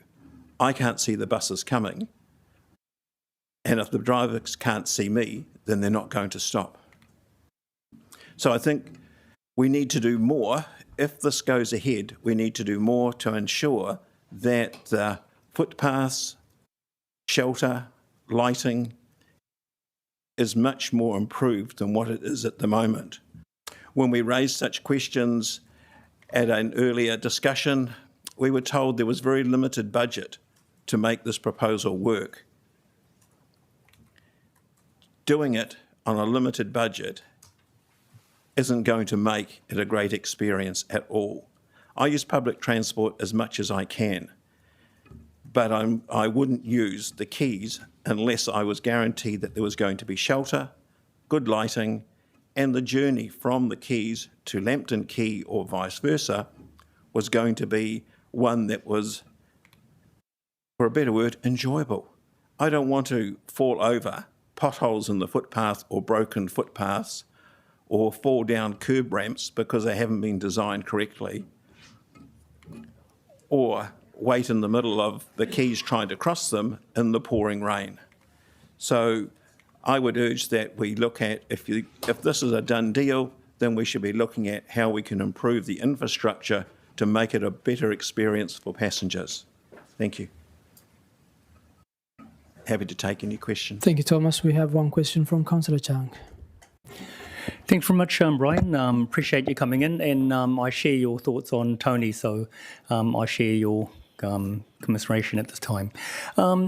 I'm just thinking about one of the problems that you actually said about not being able to be seen, the bus drivers not seeing you at the bus stops.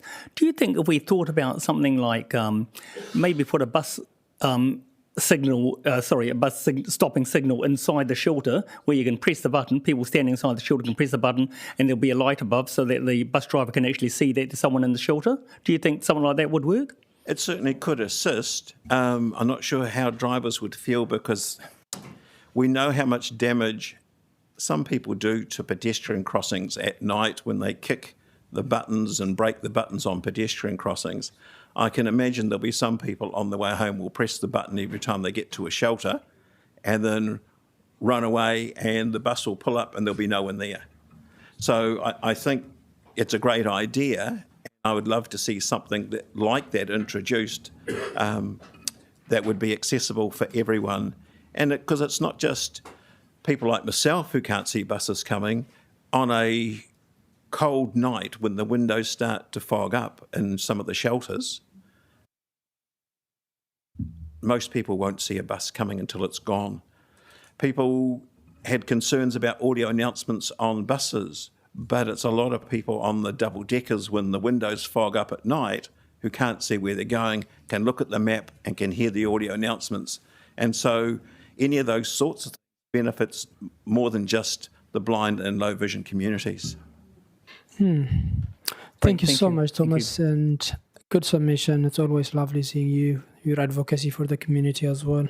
Thank you. Councillors, we're running a bit late, so that means we're taking only 5 minutes break and we will get back to it again.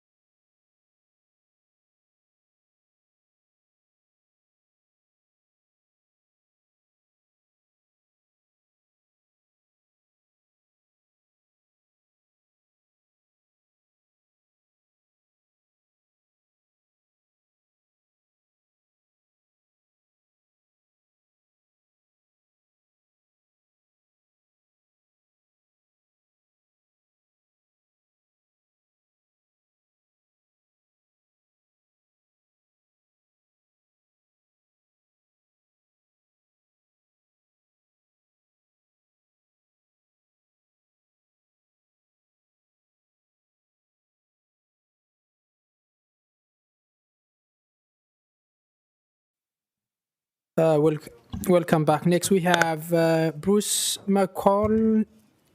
Bruce, are you in the room? Fantastic. Bruce, you have 10 minutes. You have 10 minutes. The floor is yours.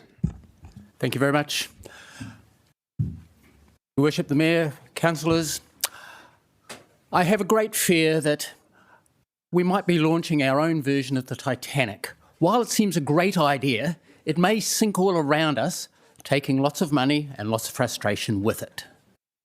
While we want to move buses onto the harbour quays because we believe that the other route will get inundated, we've forgotten some people along the way. When the process was thought out, we checked, obviously the consultants checked when and where people got on and off the bus. But there was no consideration to ask them, where did they go to after they got off the bus? Where do they come from before they get on the bus?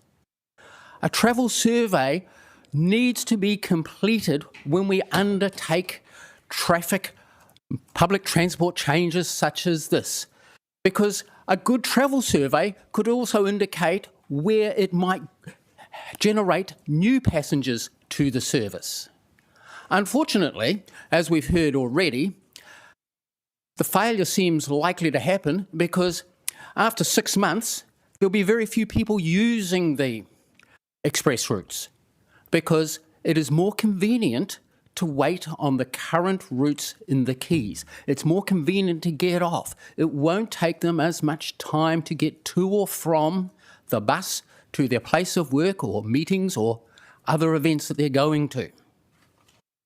If we're going to instigate such a change, the current plan is severely lacking. The thing it's lacking is investment. It is lacking an investment for shelter.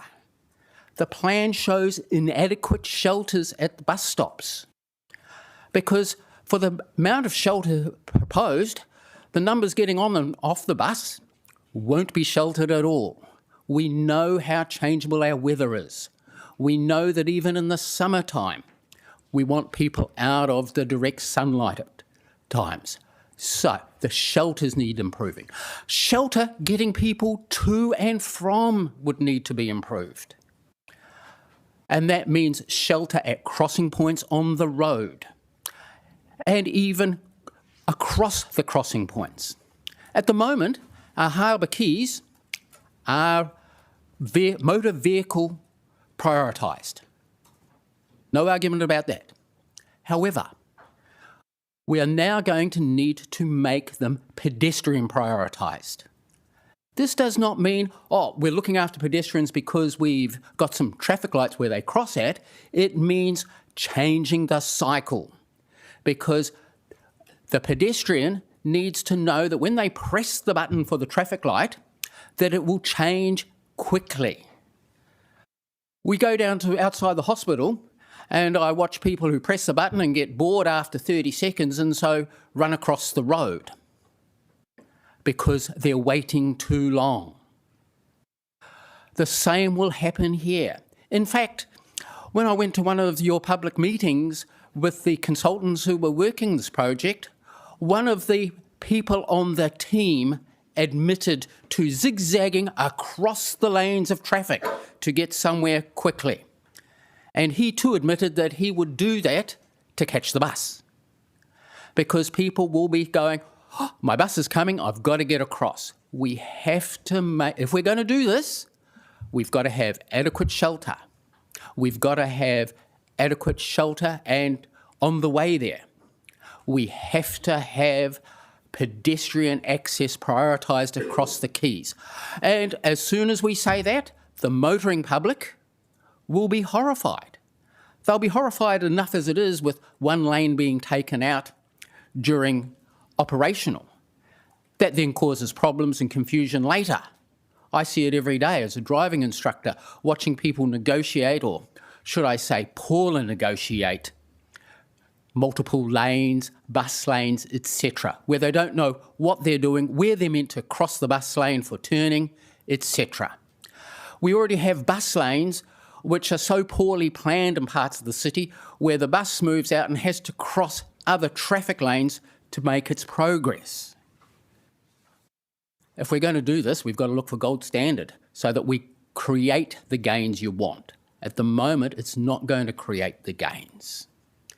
People will take the easy option. They'll take the convenient option. They won't be using the express services. They will be utilising the other services because they will get closer to where they're wanting to go.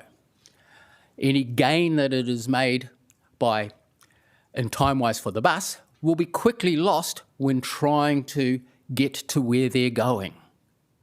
We seem to have forgotten that we've got to look after the passengers if we're wanting to get more passengers on board. And while we're talking about passengers, I made my comments about bus stops on the Eastern Corridor. The bus is there for getting people to and from places. The more inconvenient we make it, the less likely we are to have passengers.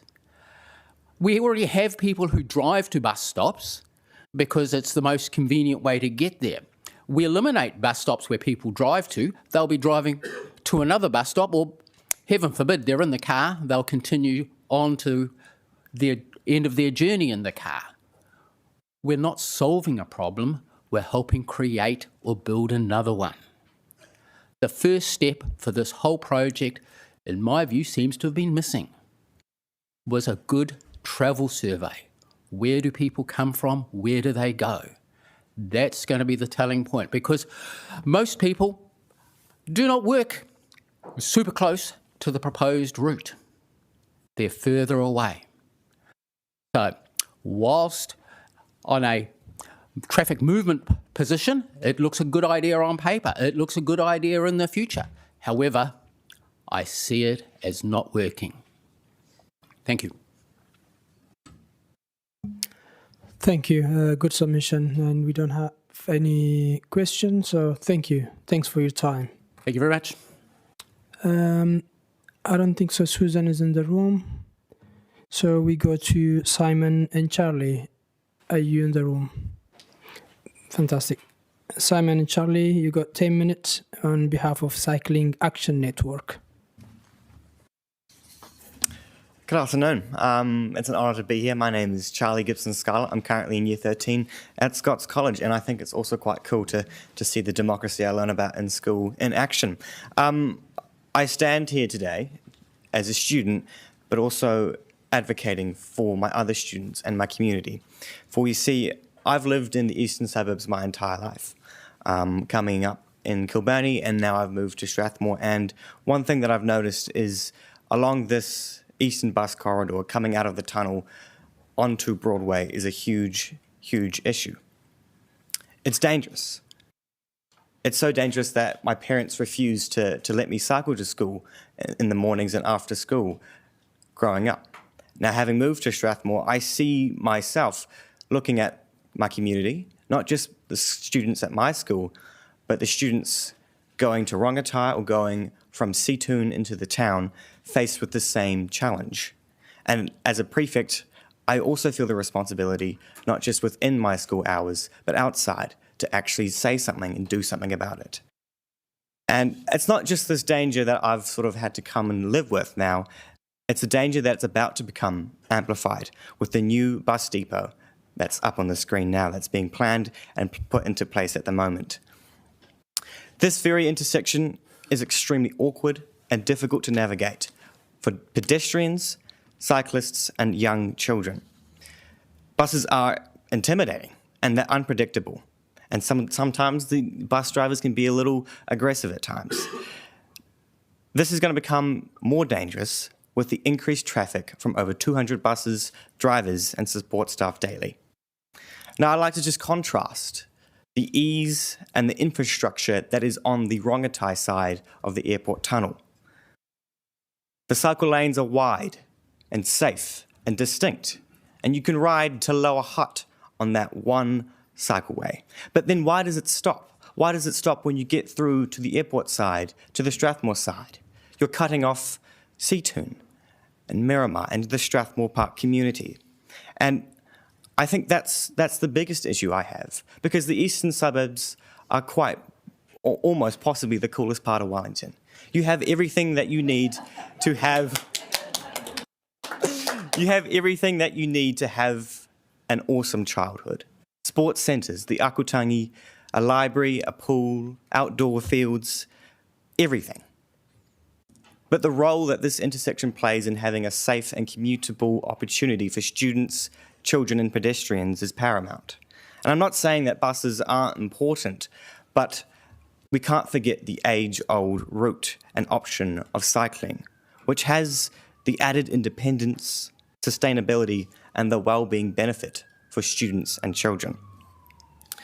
So I stand here not just by myself, but with the support of all my peers, as they are currently all in derived grade exams. I have a chemistry exam tomorrow, but I came here to voice my concerns. I don't want to let this stand and let the well-being and safety of my fellow peers be fallen over, because I believe we need to do everything that we can to ensure an absolutely positively Wellington childhood. So I'm now going to pass on to Simon.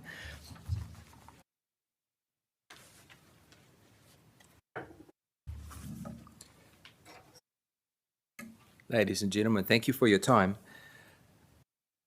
I'm an old man and I'm not used to this stuff, so bear with me. I'm a lifelong cyclist. I actually started on a bike on one wheel, and I didn't think that was odd. I'm a member of the Cycling Action Network and the Strathmore Park Residents Association, some of those people you heard from today. But I wanted to accentuate what Charlie started to say, which is that we're speaking about matters of importance when we talk about the life and death of people on bikes because they're vulnerable, about the loss of a child and what that means to a family, about accountability. Today you have the latitude to resolve some long-standing concerns arising from the bus depot sighting. Now, I'm not a NIMBY. I'm not saying not in our district, but I'm saying it's gone in an apparent rush. I don't think a developer building a similar structure would have had anywhere near the smooth run that this thing's had, and it seems to me that at least it's in part about the need to vacate some land in Kilburnie that's been sold. And we made submissions and we stated our concerns 2 years ago. And we never got a reply. And only recently we learned that the committee responsible for planning the bus depot decided furtively that it wasn't unsafe. Well, we really disagree. I really disagree. I have personally been knocked off there, my bike. I've personally been taken to hospital with a broken AC joint. Such a weird thing, your shoulder just drops down like that. Protecting cyclists should not be a black topic, but something about the politics of today makes cyclists such a target that my friends here were just telling me before that they've changed the name and they call them people on bikes now because a cyclist is just this, like, I don't know what, but not a good thing to be. Well, I think cycling is actually a very good thing to be. And if you feel under pressure not to build a cycleway, I want to remove the confusion and look at this diagram here, because I'm not suggesting that you should. In fact, I'm not suggesting that you should build anything at all. The diagram shows that you have the opportunity to protect our most vulnerable residents by changing traffic design settings so that they have priority, which they don't at the moment. The diagram shows how by culling one car park and putting up a couple of signs and painting 150 metres of green paint on Broadway, you can change those settings. This is not a lot to ask for.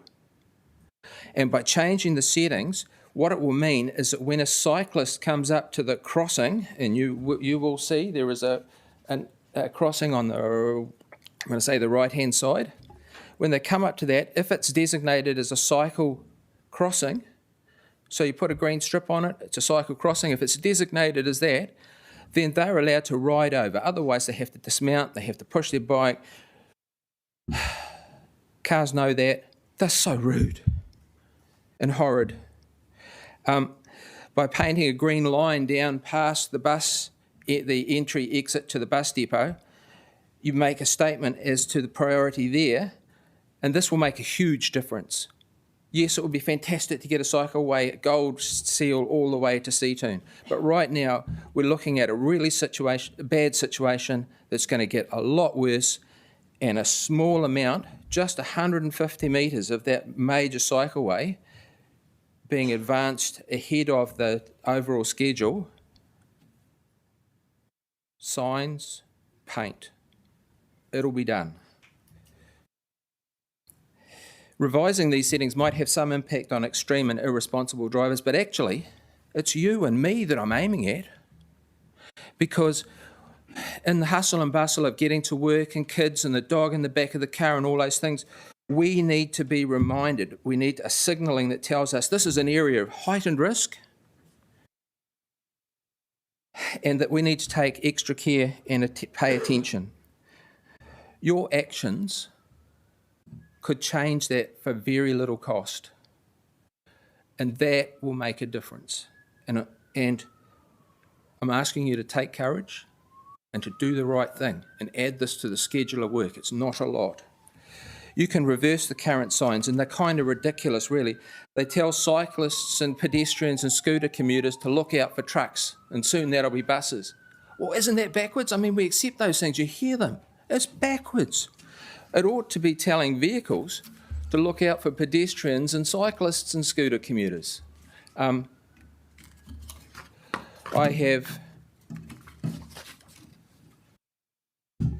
hope, given you the view that without building the dreaded cycleway or spending a lot of money, you could turn this around and make that 150 metres, which is, in my opinion, and I've cycled a lifetime and I've cycled from Cape Reinga to Bluff several times, it is the worst piece of roading in New Zealand for a cyclist. It is the worst. And you could make that better. And I'm happy to take questions with Charlie. I don't think we don't have enough time, but thank you so much for your submission. And I agree with you, Charlie, actually. Strathmore alongside Newtown is the best suburb in the country. Glad to hear it. Thank you. And thank you. Next we have Steve Consgrove. Steve, welcome. Okay. Whoops. Stay there. Thank you. First of all, I want to note the absence of Tony, of course, particularly poignant given it's a transport hearing today. We will certainly miss him. On a more positive, exciting note, we welcome Amanda Healy from Greater Wellington. Lovely to see you here. A big surprise when someone said there's a question from Councillor Free. Councillor Free, she hasn't been on the council for a few years. And then we also welcome Paul up from the engine room to the bridge. Welcome. With apologies to Sean Ardern on whose comments I thought of that.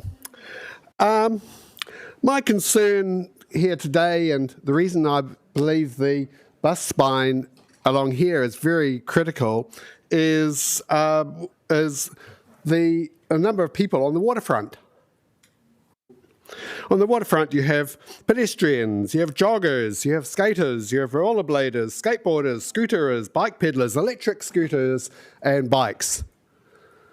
And the Wellington Alive Facebook site today, created by Justin Lester, who was listed quite a number of projects, some of which were started while he and Councillor Colvett were on council at the same time. Look at this, the things that have opened. We have a lovely city here. We've got St James last year. Anyone remembered when it was closed for the second time?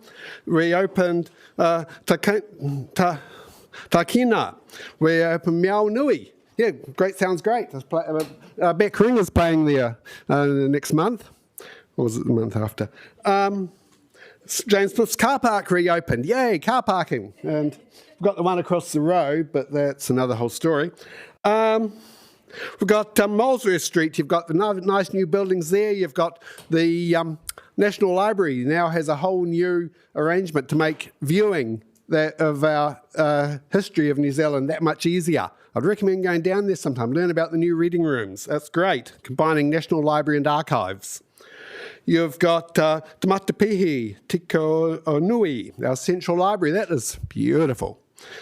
And soon to open, we've got the Amira Hotels in the news today, I think. No, maybe it was Justin's news. That it's, the exterior is finished. You can see it again. I remember when it opened the first time. And it's ready to open again. We've got the lovely Te Whaletoi is opening soon over that way, not too far long away. We've got he didn't mention that beautiful the pipe organ restored in his South Island organ factory in Timaru. I should add, I'm from Timaru. The town hall is going to be opening again soon. There's beautiful acoustics. Those of us, I remember that place so well.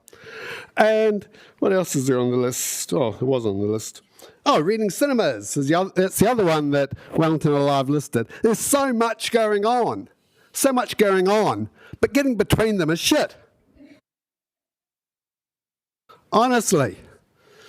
It's terrible to try and ride a bike through. I'm not sure what's happened to the overall transport plan that Tony got through council. Maybe we'll see that and see something there. I'm not sure. Walking, we've heard one of the speakers just before was talking about, at least two of them have talked about the difficulty walking through the city. And so we've got to do something about this. The other thing that's a bit different, but still coming up, my recollection was that where the Huber Street visitors here predicted 200 cyclists a day, I think, coming along Te Aotearoa, we got that in the first flipping week. And you don't believe these people who say that cyclists only come out in fine weather. They have to admit, in the really bad days, there were more walkers than there were cyclists. That's an interesting stat. But so there's all these people coming along, and now the reason that the Te Aotearoa is relevant to me particularly is that it's going to put more and more people onto the waterfront. Councillor Chung asked earlier why people would use the road instead of the waterfront. We need a safe way for scooterers and people on bikes to use the road when they're in a hurry, because at the moment these people on any of those transport modes I mentioned earlier, tell you what, darkly dressed joggers changing direction at night are a hazard. But any of those people are on the waterfront, and some of them, and all that, go too fast. And if we have a safe way for them to use the road, then those who need to go there quickly are more likely to choose that route and create more space on the waterfront for us slower folks.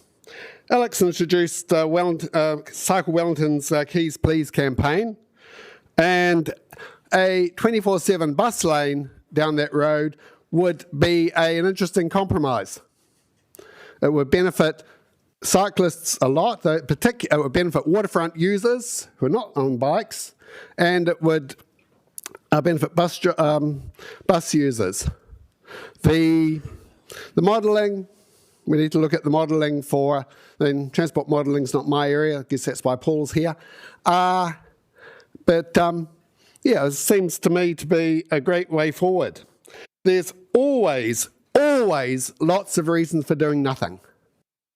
And we see the results of that all over the place. So was it last week you had the workshop on the Golden Mile, whatever it's called these days, and as far as I could tell, your whole budget's blowing if one of those serious pipe ruptures.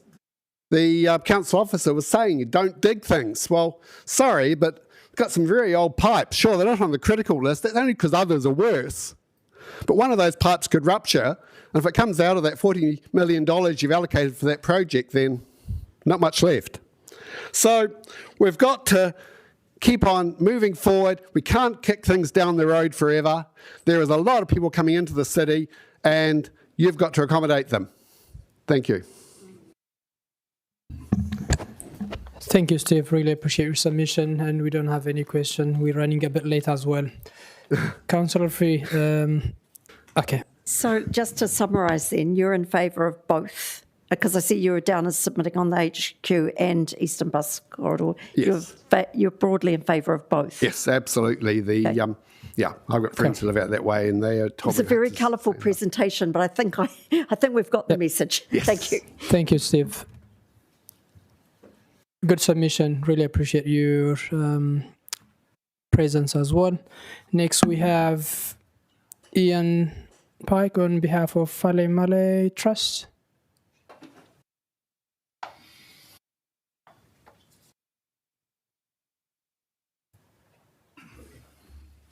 Kia ora, Ian. You have 10 minutes, including question time. Kia ora, thank you.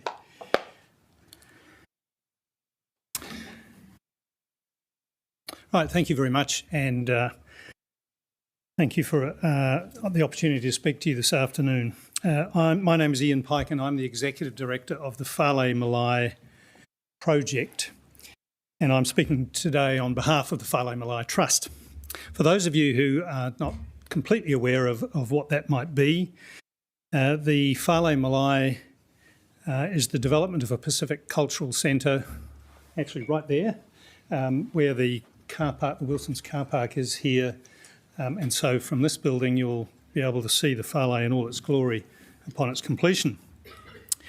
So our submission today is in two parts, the general and the specific.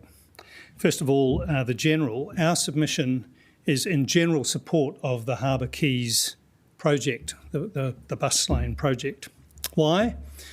Well, increased connectivity and any development of our PT, our transport system that adds and extends the network is a very good thing for Wellington, for all the reasons I think I've been hearing about just before. The result is undoubtedly going to be increased visitation to our national institutions, reduction in traffic, higher spend and greater accessibility. And accessibility is particularly so when you consider what is connected along this proposed route. Now, you might have heard this before, certainly the last speaker touched on this, but just very, very quickly, if you consider the 4 or 5 stops just going south, the connections that will be made by this bus route are quite extraordinary. The first stop being Queen's Wharf, where you'd connect with the Days Bay Ferry.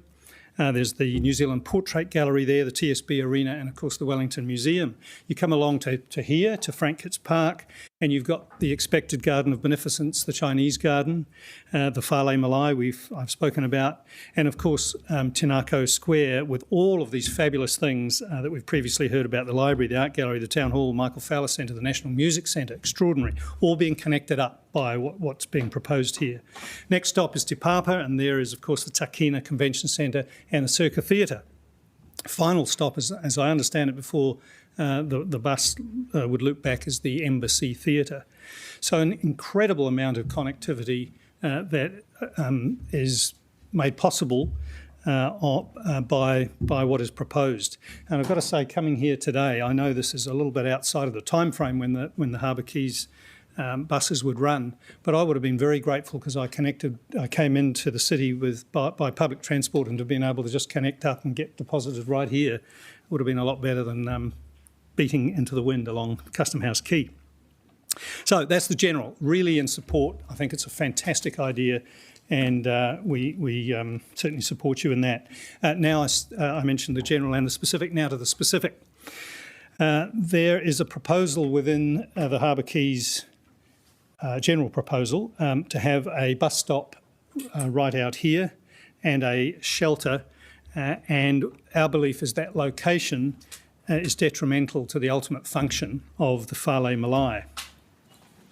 Our preference would be for a coherent, safe and culturally appropriate outcome, still there, but integrated into the design of the Fale and its surrounds. And happily, in discussions with council officers, I think they also agree that that would be the optimal outcome. However, I recognise that there is a timing issue. The demolition works, taking away this bridge and the car park there, clearly haven't started, and certainly if they haven't started, nor has the construction of the Fale Malay, which realistically we're talking 3 to 5 years away from now. So an interim solution, which I've certainly discussed with Paul and others in the council, is definitely a realistic compromise from our point of view. However, I've been around long enough to know that temporary usually becomes permanent. And so I think council officers understand that too, and a proposal that I've seen has words that would be included in the final papers for the Harbour Quay that says something along the lines of that the proposed bus stop location right here will need to be relocated prior to the Whale Malai physical works, either temporarily or permanently. And the suggestion is that will be subject to future council considerations or decisions. So my submission on that is that the Trust would like more certainty around that. That's all very well having those words, but as I say, temporary becomes permanent. So we would like to seek clarification on the estimated cost of that relocation and who would pay for it, the feasibility of the relocation in terms of permitting, operational or any transport network constraints, timeframes, any identifiable risks, that sort of thing. So our ask today in accepting an interim solution for the bus stop itself is that these things are scoped to avoid any potential costs or implementation issues or delays for the Whale Malai Trust. The benefit of this and greater clarity is that the Trust and the Council would know where its responsibilities and liabilities lie, so it's very clear, and that's common commercial practice to try and ascertain any issues in legal documentation, which takes me to the fact that the development agreement between the Trust and Council is currently being reviewed and finalised, and we would like to see these issues addressed in that document. As I've said, it's in the interests of both the Council and the Whale Malai Trust to have clarity about who is responsible for what will happen in the future. I might not be there, and nor might any of you, and it's important to get these things understood and documented. So on that basis, the Trust would support this aspect along with the more general concept of the Harbour Quays, and that is a fully scoped interim solution being implemented pending a more fully integrated solution within the Whale Malai, which will be developed during detailed design of the Malai. That's me done. I'm happy to take questions in the 3 minutes that remain in my allocation. We're running a bit late, but do I have anyone who want? Okay, Councillor Chung. Thanks very much for coming in. Much appreciated. I'm wondering, you know the old sort of acronym about the horse and the cart, and so which comes first? I think that if we start planning to actually put a bus stop or locating the bus stop there before the Whale and the Garden of Beneficence are actually even planned or going ahead, or we have some strict timeline on it, everything changes over years. And so wouldn't we be better off to wait until it's actually, until concrete plans are actually up there to actually commence it, and then we can actually look at the access for public transport to actually get there? Ideally, yes, but I guess my fuller answer is that because we're so affirmative and positive about the Harbour Quays bus proposal and the need to really get that up and going and an acceptable part of the transport route, I can see from a council's point of view there would be, use another cliche, there'd be a lot of time between drinks, if you like, between where the bus stop down outside the TSB arena is and the next one at Te Papa. So this is an ideal location, completely accept that. And so having an interim solution, as I've discussed, seems like a compromise from both points of view. I think if you didn't have a bus stop here, and realistically the 3 to 5 years that I'm talking about for the Whale, a lot of the connectivity that this would provide to Tinako and other places I mentioned would be delayed and deferred, which I don't think is a good thing. But ideally, that's what we would probably like, but I want to be practical. Excellent. Thank you very much. Councillor James. What was I going to ask? It's a good question. Thanks for being so reasonable and willing to work and recognising there's a bunch of balance and whatnot. Also good to hear you're engaging well with council officers, and it seems to be going well. So I just want to be super clear, though. You think that it will be a good idea to have it here, essentially, but it's just making sure that it's designed in well with the ultimate whale, like location is okay? Yeah, location is good, and but we do see an issue with regard the whale will be a national institution of quite some significance, and so a fairly utilitarian bus stop just plonked. Sorry, I don't want to use that word. Placed there. Is not such a good outcome as something that could be integrated into the building. And while we're building it, why wouldn't you do that? So I think that's a reasonable position to take. So I guess what I'm concerned about here is that if we do put a shelter in there that is this utilitarian physical object, that will detract from the whale in the fullness of time. There's ceremonial aspects to it, there's health and safety, there's catering, all of that will happen all around where this will take place. But if the shelter is all part of the surrounds of the whale, then we both get what we want. Cool. Thanks so much, Ian, and good submission again. Next we have Jordi Carson and Alex Gray from AA Wellington District Council. Kia ora koutou katoa. Ko Jordi Carson toku ingoa. I'm the chair of the Wellington District Council of the Automobile Association, and with me today is Alex Gray, who's our vice chair. I'm going to make a few introductory comments and then hand over to Alex. He did the heavy lifting on the submission, was out in the early morning at peak times watching people get on and off buses to add to the submission. But look, Mr. Chair, Mr. Mayor, councillors, thank you for the opportunity to speak to the submission today. While I know you will have read our submission, just for the sake of avoiding any confusion, can I just say that the AA supports and understands the need for improved bus reliability and capacity in Wellington City. We are not opposed to a second bus spine for the city, in principle. Our concern is in relation to the timing of the implementation of that spine. We strongly recommend to Council that the Harbour Quays bus spine should happen in alignment with the State Highway 1 Wellington Improvements RONS project. That will ensure that the traffic impacts of the new bus spine are minimised. Now, I'm sure you've heard this a lot today. Harbour Quays arterial route to and through of the city and onto the airport, carrying around 36,000 vehicles per day. The AA believes it makes sense to wait until the RONS project is completed before you reduce capacity on the Harbour Quays route. And I refer to the project's economic assessment that notes the benefit increases The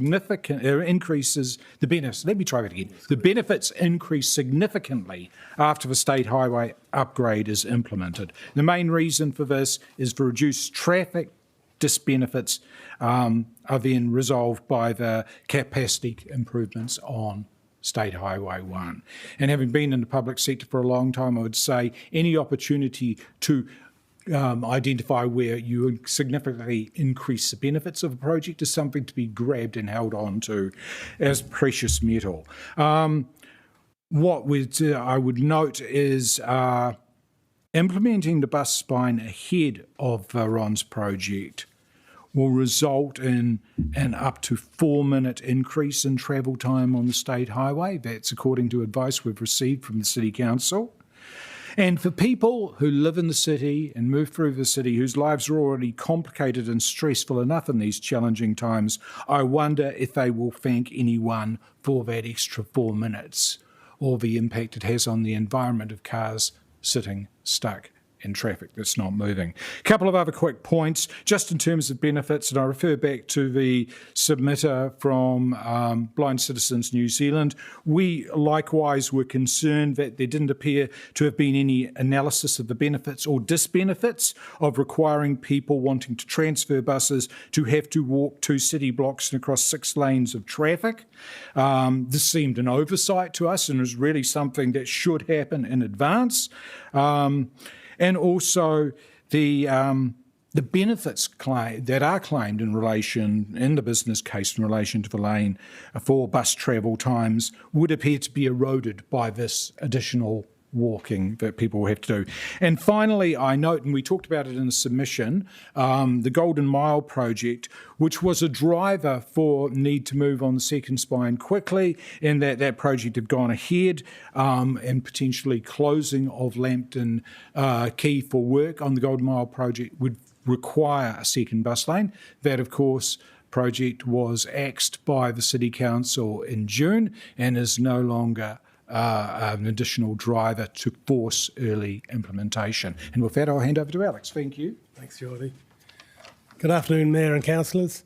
First of all, I'd like to pay my respects to the late Councillor Tony Randall. Tony and I had a coffee in late June, just before he went overseas, and we discussed at length Harbour Quays bus lanes, Let's Get Wellington Moving, State Highway 1 improvements.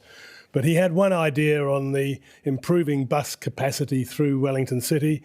He suggested that buses should be allowed to go down Wakefield Street and back up Cuba Street to avoid the Manor Street pitch point. And he was told that idea was out of scope. So we will sorely miss Tony. But moving on to the Harbour Quays business case, there are three leading factors driving the proposal to deliver it by 2028. One is the supposed construction disruption from the Golden Mile, and Geordie has already said that project's on hold.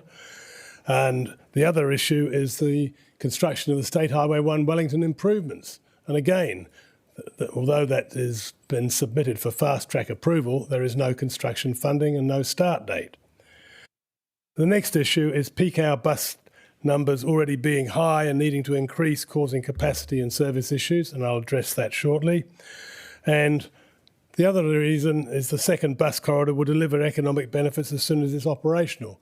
Well, as you can see from the screen, the benefit-cost ratio for this project, if done now, is barely over 1. It's 1.2, whereas if it's done after the State Highway 1 improvements are in, it jumps to 6.1.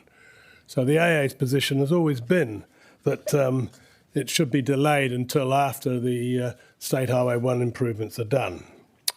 So I'm the councillor who went down early one morning and actually counted buses on Lambton Quay, and on the 10th of June I recorded 105 buses heading towards the railway station, and yes, they did come in waves, and yes, some of them stopped 3 at a time and everybody got off smoothly and carried on, and that included about 12 buses exiting from Brandon Street, which was one of the reasons for the Harbour Quays bus lane. And now, of course, with the Golden Mile being on hold, that may or may not happen.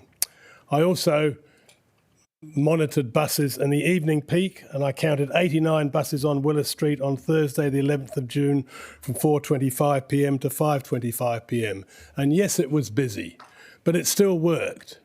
And I think you've got to bear in mind a lot of the issues that have been raised with bus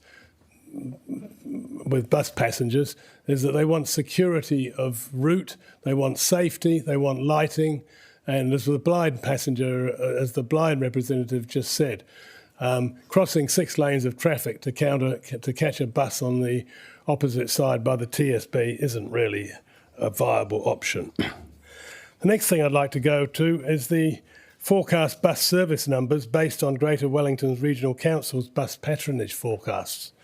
These are incorrect, and I emailed all the regional councillors and didn't receive a single reply. So let's look at them. They estimated 5.3% bus patronage growth in 2024-25, whereas the actual growth for the period was 0.3%.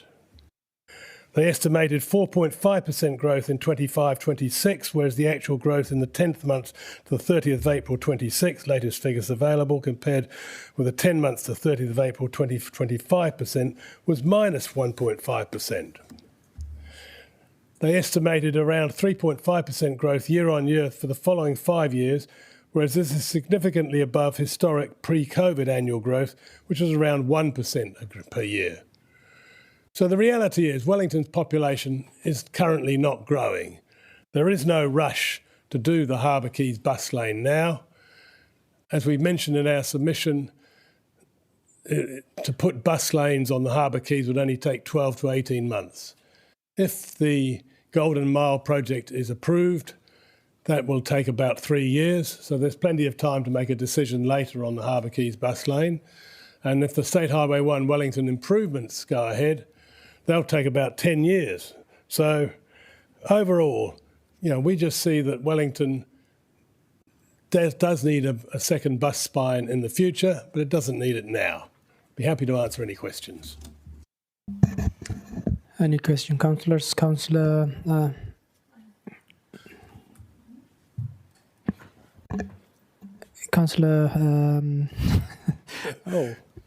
O'Brien. It's late. Just really quickly, do you have a view on the Eastern Bus Corridor project? No, we didn't submit on that. I'm not quite sure why it's listed on the list. Okay, that's good. Thank you. Councillor Corvett. Thanks for your survey.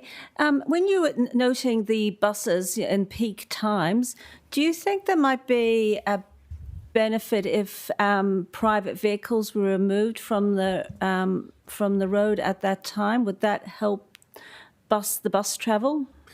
My personal view is yes.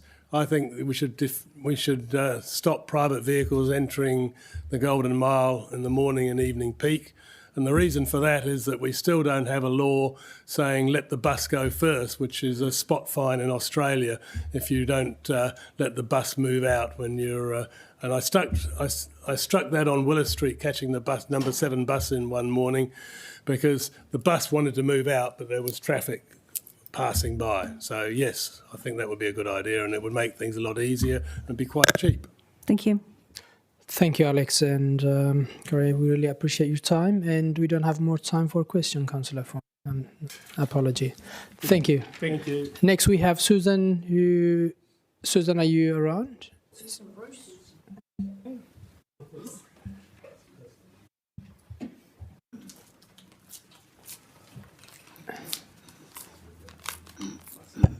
Thank you, Susan. And you have 5 minutes. I'm a regular user of the buses, so I oppose this idea. Diverting bus route along Harbour Quays would cause chaos and confusion, disruption to passengers, disabled and elderly. They would have a long walk to work, shopping and banking. Businesses will be affected. It would be a waste of money upgrading Golden Mile. Money could be spent on water projects and housing, not tunnels.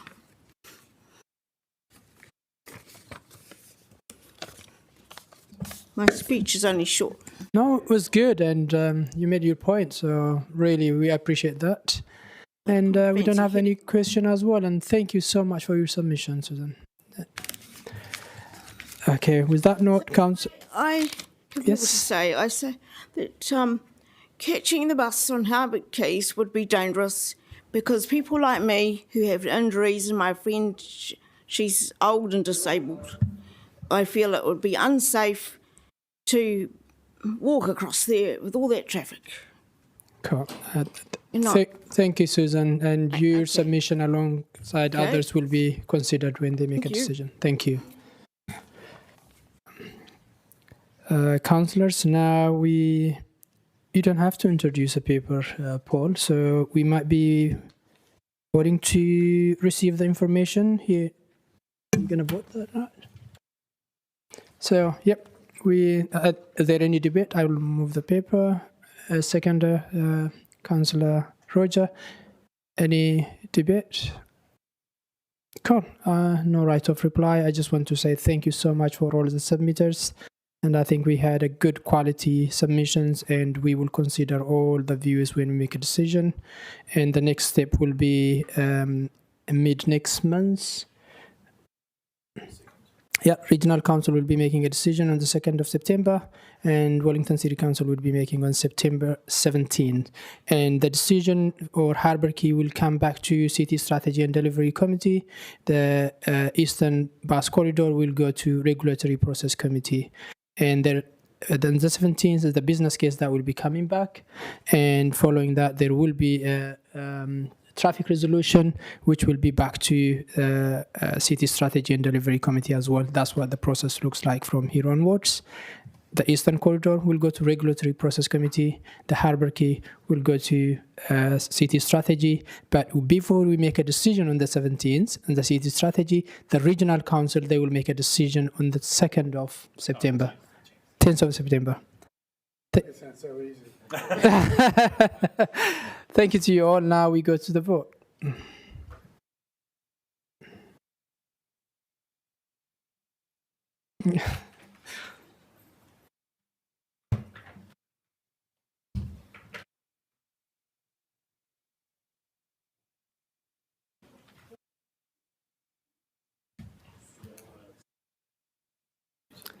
Thank you so much, and it's carried. And thank you so much for regional councillors who joined us today, Councillor James, Councillor Rose, and Councillor Free. We really appreciate your presence, and I hope you got some good submission like us as well. Thank you to you all. See you next week. Thank you. And Karakia. Unuhia kite urutapunui, te watia, ke mama, te nako, te tinana, te waro, eti aratatumo, ke ara orongo, fakariringi, kikeronga, ke watia, ara kwa watia.